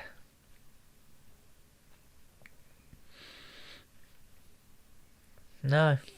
Drawing a Okay. blank on that. It's fine for you. It's fine. In 2005, it knocked Coldplay off the UK #1 spot. Do we get to know the Coldplay song? No, I don't what song it is. How old was I in 2005? You were 11? 12. We were 14. 12.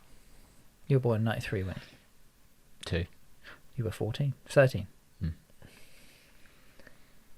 So, What would Coldplay? peak. I don't think knowing. The I mean, it would Coldplay probably song be is like gonna I help. reckon it would be like a Yellow or something. Yeah, but I Possibly. don't think that's Knowing that helping. song. But 2005. you know the date already. I mean, Yeah. the year, rather. Doesn't help me. Two-tact. Started as every song starts as a file, though, right? Does in a it? sense? Or is it, unless it's been sampled? That was a sample that they used to build the song. I'm going to let you... Can we explore that Extrapolate. one? I think it's Okay. more like, you know, when people have things on the back burner they're not using. Yeah, but then that's every song, right? Every song starts. Yeah, as a but what file. if, say, you had a track, and then I was like, oh man, I'm looking for like a beat that, and you go, I've got this, but I don't use it, and then I'm like, ah, sick. Yeah, And then I'd take the 2-tact tear beat, and then I make a song out It's of an it. alternative. Yeah. I'm going to stick with the sample though, because Steve said I'm going to let you explore it, which led me to think I that. don't know for how much longer. Okay. No, go on. You'll get it off this third clue, 100%. Yeah, come on then. The animated creature featuring in a music video Oh, fucking frog. was originally called The Annoying Thing. Wow. Okay. Yeah. Yes.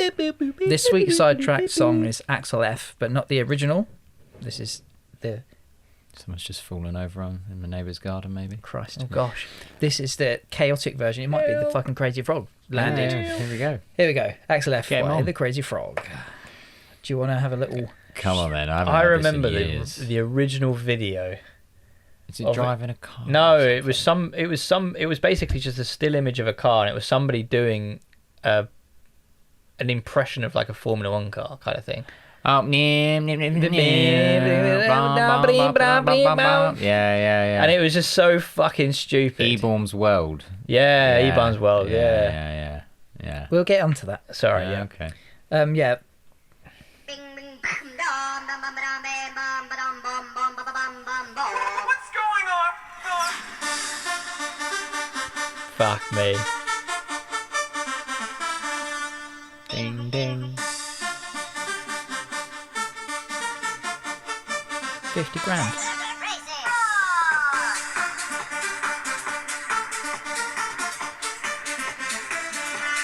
Bing, bing. Yeah. I think we all know how it goes. Bem, bem. Ring, ding, ding, ding, ding, Upbeat, ding. but it's actually about a school shooting. Yeah, yeah. Translated. That's just the gunshots. Bing, bing. Yeah. Yes. Yeah, okay. So do you know the original song? What, Axel F? Yeah. From Beverly Hills Cop. Oh, right, okay, yeah. It was It was like piece of 80s music. synth. Like, Yeah, yeah. Was it no lyrics, though? Yeah. Yeah, it was an instrumental. Yeah. Well, because what was that called, Axel F? Yeah. So, yeah, because The guy in the film. Axel Foley. Yeah, that's his, yeah. Right. He's the okay. character name. Yeah. Yeah. So the original melody, comes from Axel F, composed by Harold Slower, though, isn't it? Poultermatter. It is slower, yeah. That's where they've obviously turned it into a bit of a Eurodance track, sped it up. Okay. But yeah, recorded for the film Beverly Hills Cop, 1984. It was one of the most iconic synth themes of the 80s, so Yeah, which it was. is Mental. why it works in Right. Crazy Frog. The original song was written entirely on synthesizers. There wasn't anything else. It was all synthesized sounds. Mhm. Yeah, like Skib said, named after character Axel Foley. Yeah, they obviously took that melody for the Crazy Frog song, but the story begins, like Skibbs was actually alluding to, in 1997. A Swedish teenager named Daniel Malmedal Fuck you, Daniel. Wow. recorded himself imitating a two-stroke moped engine on his computer. That was a moped. It was a moped. okay. Two-stroke That engine. explains that. Yes. Yeah. And the at the end. Yeah, no gear changing. Yeah. Mhm. So the file he recorded was called 2takter.mp3. which essentially translates to a two-stroker in Swedish. Right. Okay. That's a risky click of the Yes. day, isn't it?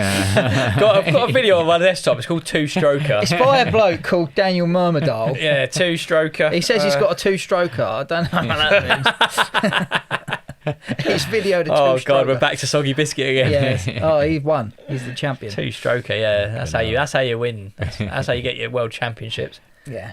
But anyway, he played it to his friends. They loved it, and one of his friends actually posted it onto like early internet forums. Right. Someone found the file, laid it over the top of an image of a Formula One car. They obviously pitched it up as well, because Yeah. the original Damn. just sounds like a guy doing it, which I have got Oh, that would be good. somewhere. I'm sure I picked. Yeah, I remember seeing this as a Yeah, very young kid, actually. Yeah, I remember just seeing the still of the Yeah. car, or whatever. Oh, I got the insanity test, which is this Oh, one. there we go. That's the picture I remember. Yeah. Yeah, that's it. Yeah.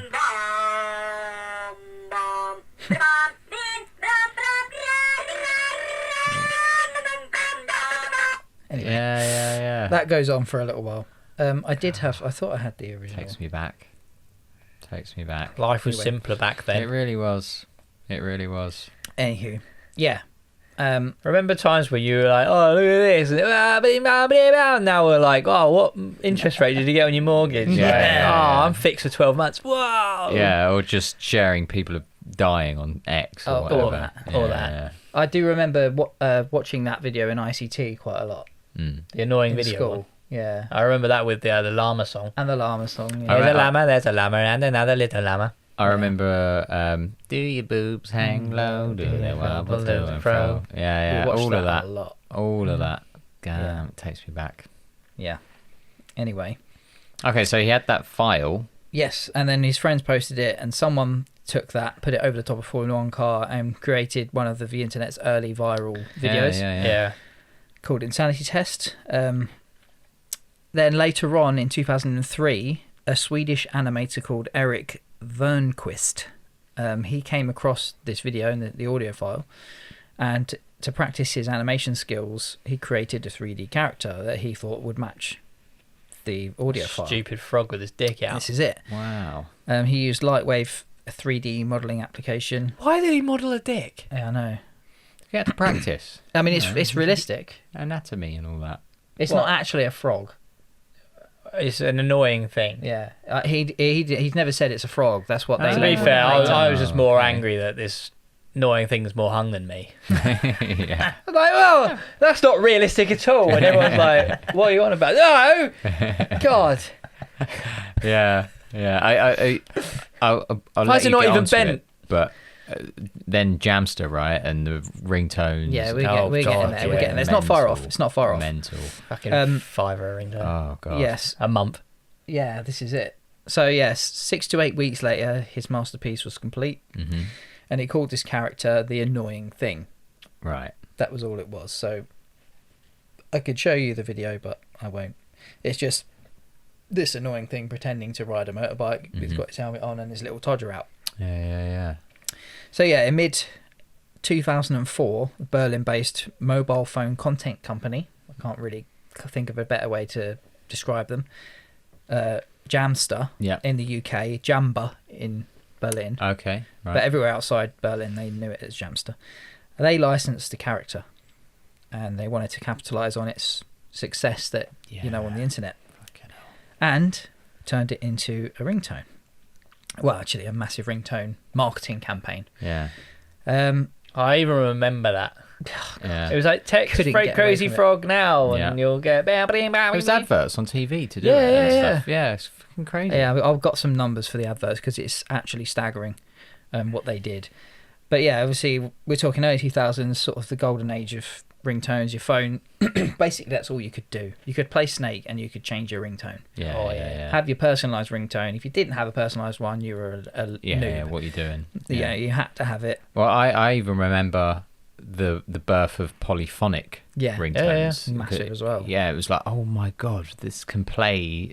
And you could used to be able to create your own song. Yeah. Oh, composer and stuff. Bigger than 16-bit now, and Yeah. being mind blown. But yeah, let's hear some numbers. Fucking hell. Yeah, so they ran, to say aggressive ads is an understatement. Yeah. TV, music channels, they put everywhere. In fact, the intensity of the campaign was unprecedented in British television history. It was like never been done this intensely. According to The Guardian, Jamba bought 73,716 advertising spots across all UK TV channels in May 2005 alone. A single month. That's an average of 2,378 adverts per day Where are they getting the capital for at this? a cost of 8 million. Jesus. So just under half of that was actually only on ITV. Really? So if you were an ITV fan, you were Wow. screwed. Right. I remember it on music channels. Music channels, yeah, and a lot of the less popular Sky channels. Yeah. The rogue Sky channels that I used to watch because it was weird. And But- late night. Yeah. It's littered on late night as well. But yeah, during this period, the Advertising Standards Authority, the ASA, was inundated with complaints at the frequency of the adverts. And it was estimated that in that month, 87% of the population saw the advert on average of 26 times. Wow. Jesus. 10% of the population saw the ad more than 60 times in that month. Fucking hell. Okay, so they forked out 8 million quid In that month. for that month. Yeah. How long did this campaign run? It was a good long couple time. of years. Yeah, it wasn't always as heightened as that, Yeah. but that was near the start. They really went all in. Yeah. But yeah, the Crazy Frog ringtone became one of the biggest most downloads in Europe. Mm-hmm. And it actually reports suggest that it accrued profits in the region of 14 million. Wow. Okay. So it was well worth it. That's profit. Yeah, so they've paid the 8 and whatever else they've got to pay for, and now they're... And there's still 40 million in Fair. the Bloody black. hell. But it's like Skib said, the success of Jamba didn't rely solely on this annoying thing. They had an ace up their sleeve, and it ended up being their downfall. Okay. I'll go on to that slightly later. But yeah, the true money printing moment, if that wasn't enough, was when somebody uploaded a bootleg track combining the Crazy Frog noise with the melody of Axel F. And people went nuts for it, and the company realised they liked this remix more than the ringtone. Mm-hmm. So they officially produced it, and we got the song, the Axel F. Right. by Well, I was Crazy going to Frog. say, the bootleg couldn't use it because they had the rights to it, right? Yeah. I'm assuming they squashed it, but it had a certain amount of traction, Yeah. and they were like, yeah, we need to nip that, and then fucking... Unless it was someone... It might have even been someone at the company that did it, but I don't know. Right. But yeah, they officially produced it. It was produced by some German dance producers from Bass Bumpers, whatever they are, Fair enough. Sounds very German, dancey. Yep. and released Bit of Euro dance. Mm-hmm. later on in 2005. Bass But yeah, the result of this, the song went to #1 in the UK and stayed there for 4 weeks. Fuck yeah. That's embarrassing, isn't it? Yeah, the top charts across Europe, Australia, New Zealand, became one of the biggest singles of 2005. That is embarrassing. That's why aliens don't want to visit us. That is 'Cause really of that. embarrassing. Imagine, you know, when you brought up the spaceship and they're sending the gold disc or Yeah, whatever. imagine if that was we on it. whack that on there. Yeah, the aliens are like, nah, fuck that. Not Nuke going. it. Yeah. Leave them alone. Yeah, I mean the fact that it outsold Coldplay. Not that Coldplay are. I'm not saying they're the best band. How but- did they recover? Yeah, they were a big band. Yeah. Yeah. And this is an animated ringtone mascot, essentially covering an 80s synth theme. It's not even real. It's just And it is bad. it's just how did that even get to be a thing? But that was like a weird time, wasn't it? Because I remember like Bob the Builder being #1. Mm-hmm. Yeah. Okay. Doing Yeah. like Mambo #5. Yeah. Yeah. And the Bob the Builder Bob theme the tune. Builder, yeah. I was going to ask you if the Crazy Frog was probably the first true viral internet song. It was before YouTube. I mean, YouTube was was it February 2005? Something like that. So it was in the same year. I thought YouTube but was 2008, wasn't it? no, it initially I think it launched. was about 2005. Like he put up a video at the zoo, didn't he? Yeah. Oh, okay, right. But- It guy, I can't didn't remember. like take off straight away, but this was before that. I can't think of any others that would Not- have been around that time. Not outside of YouTube, no. So, No, and they did that solely with TV advertising, basically. Well, you would have had to. Mm. There was no other way really to apart from do radio, but Mm. It. Yeah. is that really radio Did I friendly? even hear it on the radio? I must have done. Yeah, The ads must have for done. it. Although you have to see the number to text, I suppose, where they can talk the number. Yeah. Yeah. Yeah. Praise Frog 1. Fucking hell. No, but what you were saying about the subscription fee, Oh yeah, like they just. I fucked swear everyone it over. was about £5 a month. Yeah, it was a monthly thing. So what they didn't tell you was you're subscribing to access to all of the things. People think, oh, I'm going to text £5 and I get Crazy Frog. It's probably written right at the well, bottom. if it's written Yeah, across, yeah. but it's Well, going like- so quickly you don't get a chance to read 'Cause it. Yeah. Who's buying it? Fucking idiot teenagers. Idiots, Yeah, exactly. And they're not going to read it or Yeah. know what And they're buying. it would take that money out of your credit. Yeah, it wouldn't would. on your Yeah. phone. Yeah. Well, people were getting phone bills with 70 quid and going, what the fuck? What is going on? Going to their phone providers and saying, why have I got 7? They've got, well, you've got a subscription running here, £5 a month to Jamster. And they're like, well, I only wanted one theme tune. Yeah. Yeah. I paid £5 and they didn't realise it was a wrong subscription. That's how they got all their money. Was that one of the first subscription models as well then? 'Cause Oh, yeah. I fucking hate subscription models. 100% it was. And there was no regulations on it whatsoever, which is how they got away Yeah. with it. Yeah. And why it didn't Jammy. happen again. Well, yeah, you can't Jamster sue if jammy. it's because you go into a contract. Yeah. They did actually Fucking hell. get sued, Oh. but not for very much. I think 318 people got refunds, and they got charged £40,000 Right. as a Probably the literal fine. phone bill refill. yeah. It was a slap on the wrist Yeah. because there weren't any regulations against it at the time. Yeah. They were free to do it. God. But yeah, that's how they got most of their money, just these fucking subscriptions. That is crazy. I was over Kira's parents, and she's got nephews, and they had the Crazy Frog up on YouTube. So, and that was like a year ago. So it's still like being kept It's still a alive in a thing. way. Yeah, I mean, I'll tell Well, you there's- about a little bit at the end. I was just about to add to that. There's an alien like walking to like a samba beat, kind of like a Latin beat, Right. and it's like da da da da da da da da da da da da, and basically kids love it. Yeah. So my niece is like three at the time, I think, but her cousins had shown her this, and they were just like obsessed with this alien that's just walking, going da da Yeah, da yeah. da da da. The other one, da. Gummy Bear song. I am a gummy, Gummy bear. Yeah, Yeah, they yeah. love that. They love that. It's just so I think the true brain rot is alive and kicking, Mm-hmm. and Crazy Frog was probably the pioneer. Oh, for sure. For sure.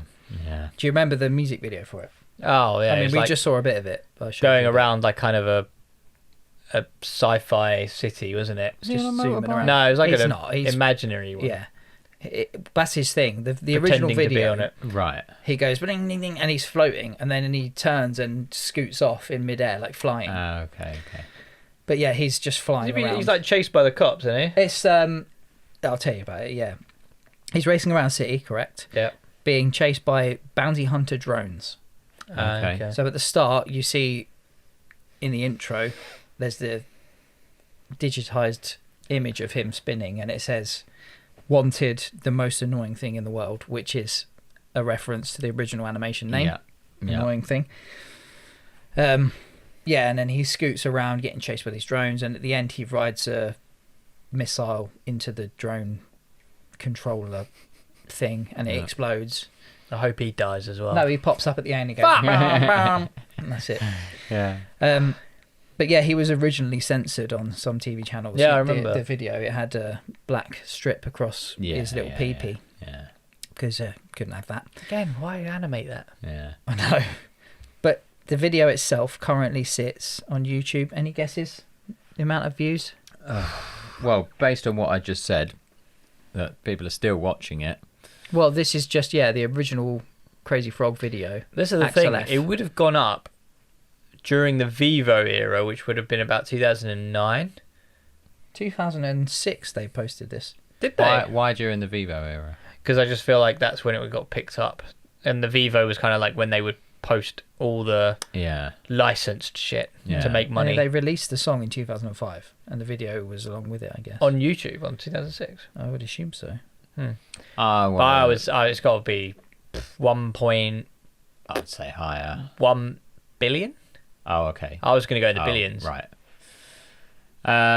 I'll meet you at.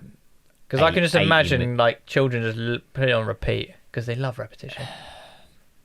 I'm gonna go quite a bit lower. I'm gonna say 85 mil. What, for the original, which was uploaded 21 years ago? Only because I imagine there's loads of renditions and alternates and re-uploads that people are finding as well. But obviously I'm way off. Oh, actually, I can tell you when it was uploaded in a sec. I think you might be closer to the year. Oh, balls. You're definitely closer with the views. Currently sits at 5.8 billion. Okay. 5 billion. Damn. Nearly 6 billion. Shit. What did fucking Gangnam Style get? Because that's not, it's got to be close to that. it's not miles off that. Wasn't that the? I don't know. That was one of the first billion views. Right. Well, that and Despacito, I think. So that must have picked up traction almost because Gangnam Style was a while ago. It wasn't that long ago. No. So if that was one of the first billion, then it's 5.9 billion Gangnam Style. Right.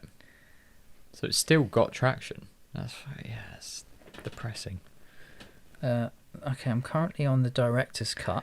I just know that if I go on, Despacito's got 8.9 billion. Wow. But I just know if you go onto the crazy, check on there if there's a comment like this if you're still listening in 2026. Every Mate, video. fucking arrest that person. If you're still listening to that trash in 2026 when there is a plethora of songs that you can listen to or videos you can watch, check the hard drive. Paedophile. 16, not right. 16 years ago. 16 years ago. 16 guys, years, okay. like this link. I found the one where they uncensored his cock. Yeah. You absolute wrong'un. Yeah. 5.8 billion views in 16 years. That's huge. Bloody hell. I wouldn't have expected that. I watched the director's cut and that had like another 400 million. Oh man. So if you top them all up, we're looking probably over 7 billion views. Jesus. But there is actually... Who posted it out of interest? Sorry. Was the it Crazy Frog group. the Crazy So Frog Crazy group? Frog has its own channel, so Okay. it's just... So who owns the Crazy trademark. Frog now? Is it still Jamster? I believe so, yeah. So Jamster's still a thing. Yeah. So I guess they don't need to do anything now. They may they're have transformed into another company, but... They made it. They've yeah. made it. I mean, I wonder how many views they get a month, and if they just live off that. I can't ad rev. believe they're still getting views like that. That's... Mate, let me tell you, they are doing well. They don't need to live off ad rev. They've done merch. Crazy Frog had 2 games. PlayStation games. Crazy Frog Racer and Crazy Frog Racer 2. They made a sequel. I didn't even know that game existed. Mate, this is deeper than just that video. The merchandising brand. That Swedish kid must be absolutely gutted. yeah. I mean, Yeah.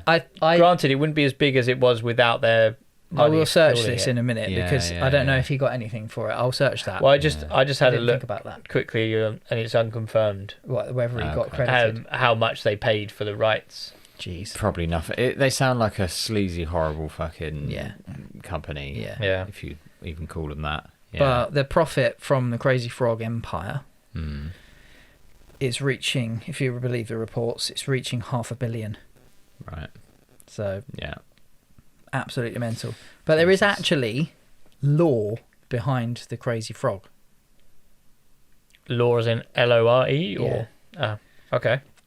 Did you know this? Obviously not. No. Well, it's something to do with space and technology, and he's an alien. There's a little bit of that. Not so much alien. Okay. It is sci-fi.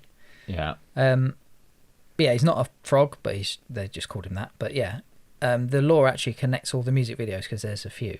There's not just one video. Of the same track? No, different songs. Different songs. He did, I don't know, 6 or 7. Mm-hmm. Crazy Frog, I'm calling him him. They did 6 or 7 songs with videos. Right. And other short movie films and stuff as well. But the first video in the sequence, supposedly, is called The Flash, which is meant to be set just before the original, where he just does the and then speeds off. Basically, the Crazy Frog gets struck by lightning multiple times, and it's supposed to give him some sort of superpower. Shame he didn't die. Yes. One superpower being flight, another the ability to withstand and survive explosions. Right. And which riding explains the rocket. Yeah. and some sort of hypnotic power, because in one of the videos he hypnotizes people to The dance. dong. It could be the No ding-a-ling. toad. Okay. So A dong. yeah, that's how he's able to travel around pretending to ride a bike. He's actually flying, apparently. Even that's annoying. If you can fly, just fly. Don't go like be a this. Dick. Yeah. Although it's debatable whether the flying powers are granted to the frog by his helmet, because in the Crazy Frog video game Crazy Frog Racer 2, his vehicle, when you select your character, his vehicle is listed as his helmet. Right. Okay. But there is a video later of him flying and he doesn't have his helmet on, so I wonder if there's any fan fiction on this that can go deeper. there's got to be some stuff Don't somewhere. Google that. No. But yeah. Crazy Frog fan fiction. Oh. Oh god. Crazy Frog and Miss Peach. Yeah. Do not Google. Gonna happen. But yeah, essentially all of his videos have a similar theme where he's being chased by the drones and the bounty hunters. They're after him because he's annoying. And each video, eventually he escapes by surviving some sort of explosion. Mm-hmm. But yeah, these videos span 2 decades. Yeah. So new videos are actually still being released, and one was released 3 months ago. With the same song. No, the one released 3 months ago, I believe, is like a short film. Okay. A couple of minutes long, but I think in 2016, did I write that down somewhere? I think it's 2016. No, completely wrong. 2021, they released a version of a song, Tricky. Oh, what, the Run DMC song? Yeah, Right. as Crazy Frog, and that's on YouTube. That's So ring 2021. ding on time. Huh?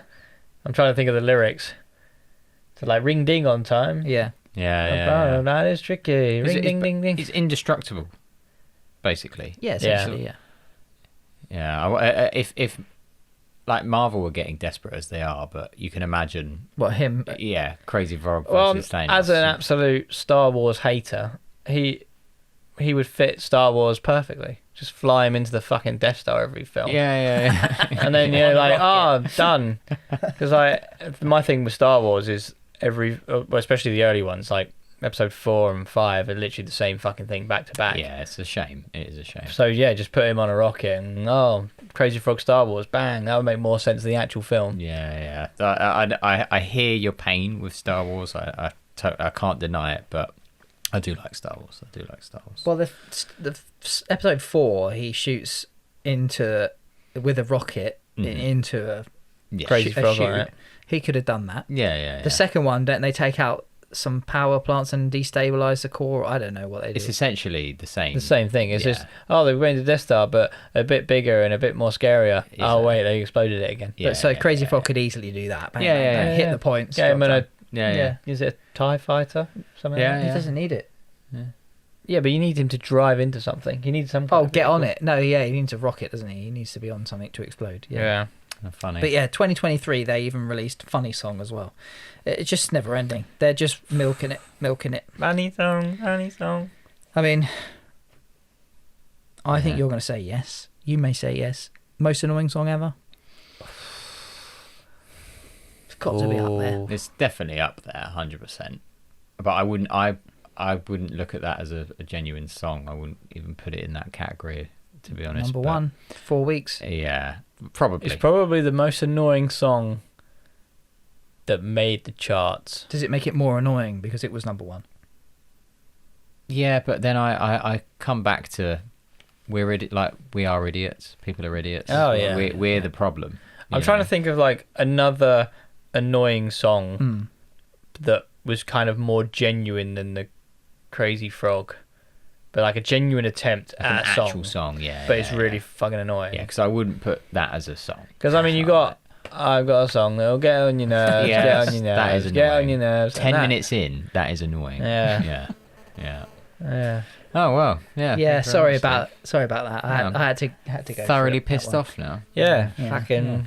I don't even know ready why to I picked fight a it. frog on the way home. Don't even know why I picked it. I do have another Lost in Translation. Yes. Yeah. Get it. So I'll give you the theme tune. 1、2、3、4 I have a game better than PlayStation, mixing lyrics across the nations. Can you guess the original? It's Lost in Translation. Meh. Thank you. Thank you. Right, scores on the doors. Summing. 50 Close. to 2. It's literally neck and neck. Skibby's definitely. Oh, so you can feel the tension building in the room. It's anyone's game. It's anyone's Anyone's game. Is this the last one? It might well be, actually, yeah. Game I have been saying Just that as we for get a like theme tune. as well. Congratulations. maybe the last. Just as we get our wait. theme tune. Oh, we got Oh buzzers. yes, of course, the buzzers. Well, quick reminder on the rules for the guys at home. I've basically taken song lyrics, converted them in Google Translate, and the guys have to guess the original song. I'm going to give you one line of the lyrics for 4 points. If you buzz in, you must answer. If you get it wrong, you're frozen out. Frozen out. Hopefully that's clear enough. Let's hear the buzzers then. Who's going first? Who's going first? Go on, Skibbs, let's hear it. Jesus. We ain't going to miss that one. All right. Grab his dick and twist it! Nice. Very nice. It's quite Twist delayed. that dick. Huh? Doesn't work. Grab his dick and twist it! Hopefully there's It's like a second of delay there. Oh, that's. Can you record it again? Oh, live. hang on. Straight. As soon as you press it, record. Grab his dick and twist it. Grab his dick and twist it! Do you know that? Do you know that video? Yeah, I think I do. It's a UFC fight, and that guy's behind him. Yeah. Grab his dick and twist that dick. It's never MMA fight, dude. The old dick twist. Right. Anyway. Buzzers facing up so we can hear them and all that good stuff. First song, here we go. Maybe you're alone. Maybe you're alone. Skibbs has come in. We're alone now. No. Tiffany, I think we're alone now. Nice try. Ah. Good angle. I really thought that was it. Good angle. Think we're alone now. I think because I was like, I think we're alone. Maybe we're alone. Yeah. It's good, Ah, good that's angle. fucking Good annoying. angle. I really thought that you'd got it there. Yeah. Oh no. Well, Steve, it is over to you. Doesn't I do seem need to a buzzer be though. If anyone you're around. Stop singing. Children. Maybe you're alone. Maybe you're alone. Maybe you're alone. Oh.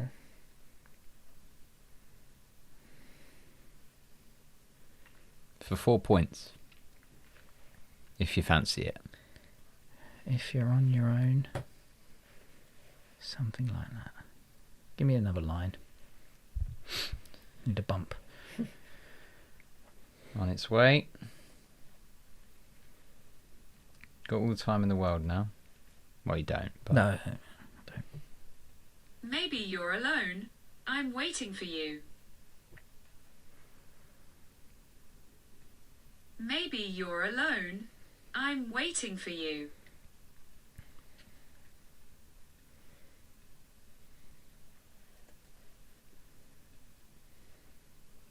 Maybe you're alone. I'm waiting for you.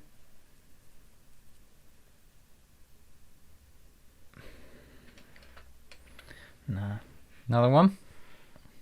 don't feel like I know this. Go on. It's not giving you the... No, not giving me the willies. Okay. For 2 points. Maybe you're alone. I'm waiting for you. I am aiming at the target. We're at the mercy of the translator here. Mm. This is a difficult one. Sorry, did I mention that? No. Maybe you're alone. I'm waiting for you. I am aiming at the target. If you can get it on this, it's 2 points. I can give you a final line for 1. Wait.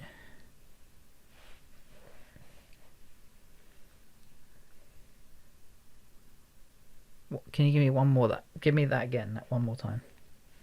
Maybe you're alone. I'm waiting for you. I am aiming at the target.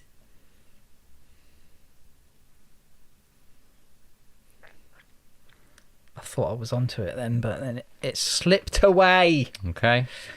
For 1 point. Maybe you're alone. I'm waiting for you. I am aiming at the target. I am shot away from you.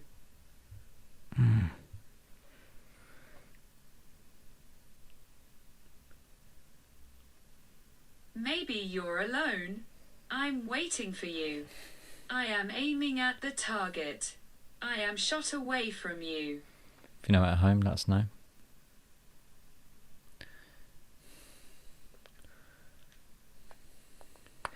Shot away from you.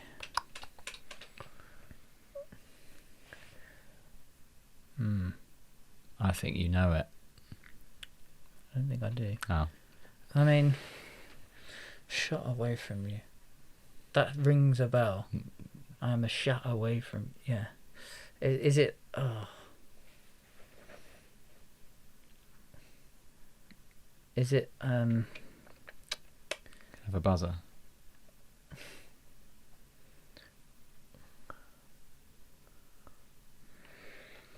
I feel like it's an 80s power rock ballad. Am I anywhere? I can't confirm nor deny. Shot Are you onto it? I've It's that got an last idea, line. but I don't think it's right. I can't make it fit. Okay. Oh, I can't think of the song name that I want to say. It's really annoying me. I want to say a song, but I can't think of what the name of the song is. And it's a Kenny Loggins song.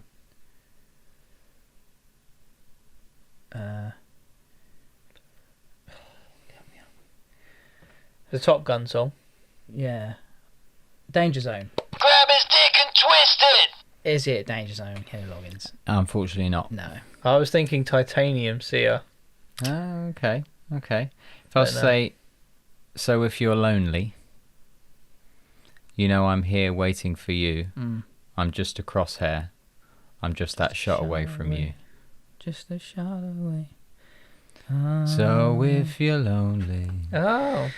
you know Take me I'm out. here waiting for Not you. like you fucking played that. Every fucking week for Franz 6 Ferdinand. years. Oh, Yeah. very good. Yeah, maybe you're alone. I'm waiting for you. I'm aiming at the target, which was I'm just a crosshair. I'm aiming at the target. Yeah. That was Yeah, I get that that. was tricky. I'm a shot away from you. Yeah. Take Me Out by Franz Ferdinand for the guys at home. That was definitely one of the songs that I was... That was a tricky when one. you kept going, The shot, shot away, away, from you. but I I was like, couldn't- okay. I couldn't place it.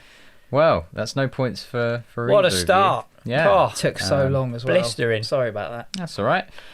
Fun fact. Yeah. Franz Ferdinand Yeah, died to start yeah, World War start One. World War One. Great name. Great. Good name. Good It's name. another song that's kind of... Oh, it's about a guy who died to start off the Great War and hundreds of thousands of people died. Yeah. Why is it called the well. Great War? It's not very great, is it? I read that. I read that same meme. Wasn't that great? Yeah.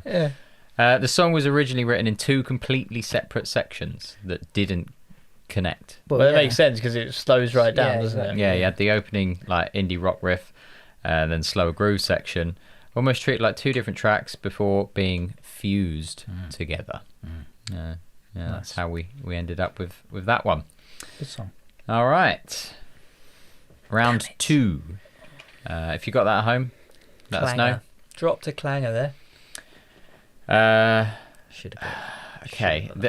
Come on, concentrate. Just want to confirm that this is Google Translate that has put this out. That's all I'll say. Round 2. Here we go. Oh, God. Terrorist, terrorist. Oh.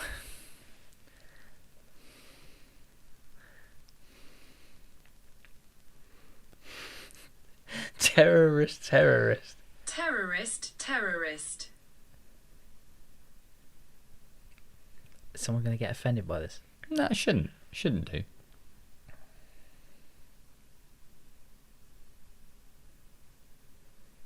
For 4 points. Terrorist, terrorist. Terrorist.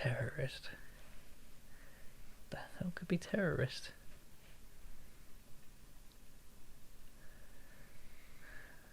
I wish I knew which language got this. It was translated from. Yeah. Terrorist. Oh. I just do it so quickly. Gonna have to have another line. Another line? Another line, Steve? Mm.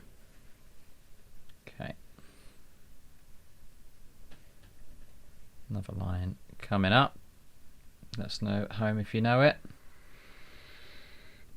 Terrorist, terrorist. You have torn clothing.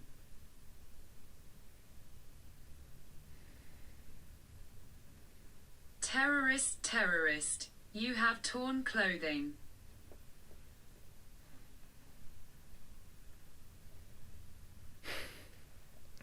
I've got one song, but I don't think it fits.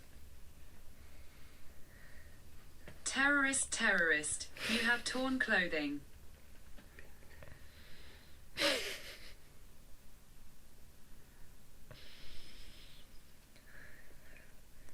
For 3 points. Terrorist, terrorist. You have torn clothing.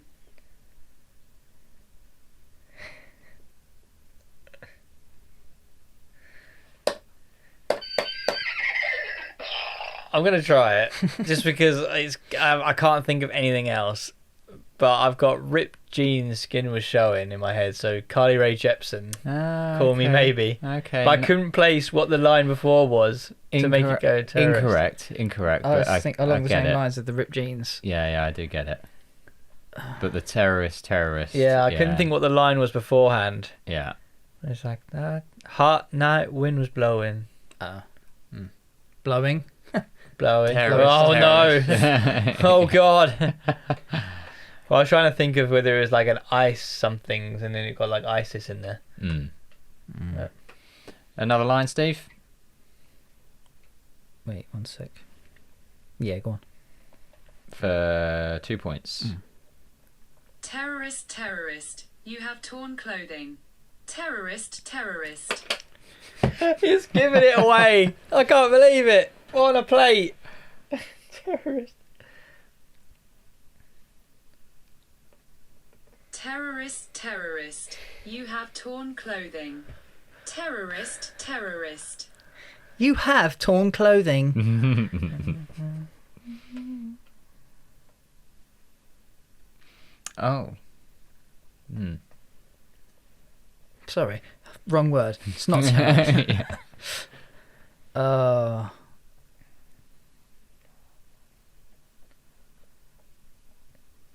Terrorist, terrorist. You have torn clothing. Terrorist, terrorist. I mean, you didn't get it from the first terrorist. I don't think you even get it from the second one. Is it like boom boom pow or something? Oh god. Well, you know that those two lines are obviously matching, so Well, yeah, maybe it's you a can work repeated with line, that, but- yeah. Because I So you know many what? songs are. Open forum. I was thinking more Gaga, but I can't think of the ripped clothing. But rah rah ooh la la. Oh. Yeah, that's what I was thinking. Yeah. But I couldn't place the clothing. Ripped clothing could be like Torn. yeah, torn, hole in your shirt. We're gonna have to baggy push you for something. time. Yeah, no, go for it. Another line. Another line. If it's the repeated line again, I'm quitting. This could be the Ripped one terrorist. you needed. Terrorist, terrorist, you have torn clothing. Terrorist, terrorist, you have hurt your face. Oh.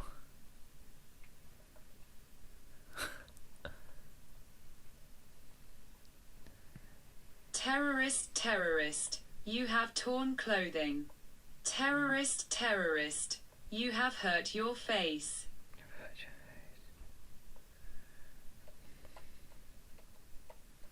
Hard this week, It is, yeah. unintentionally. Terrorist.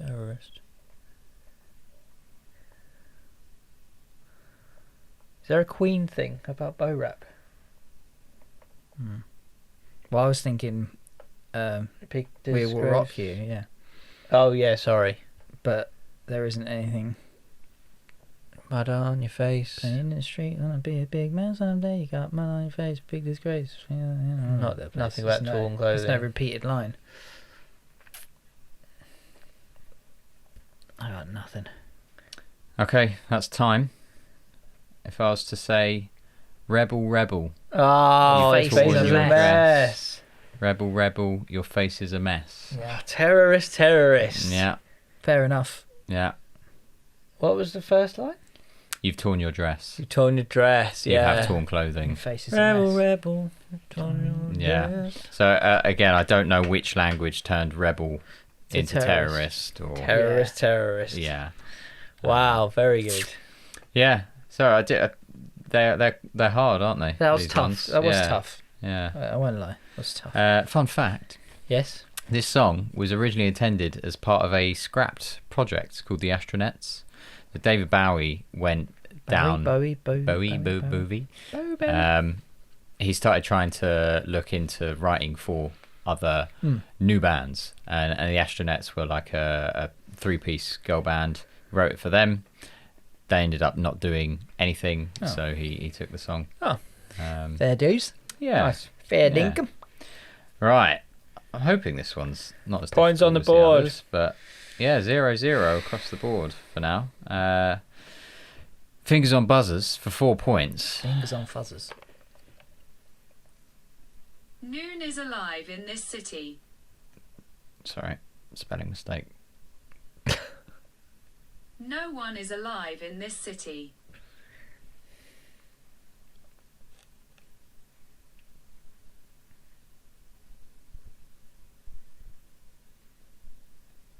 No one is alive in this city.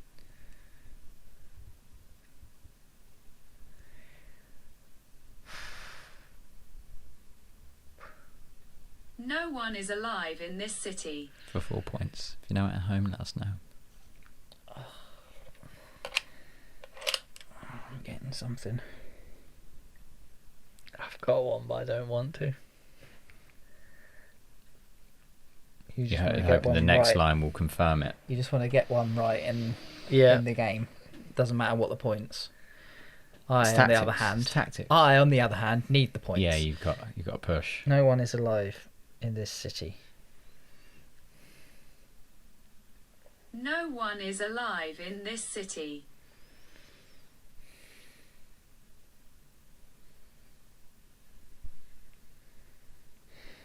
To be fair, I don't think I actually know the next line. You will. Well, of the song I'm thinking of. Well, for the sake of the audience at home, we'll Next go one. to the second line. Fingers on buzzers. Oh, spelling mistake still exists. No one is alive in this city. All the buildings are shut.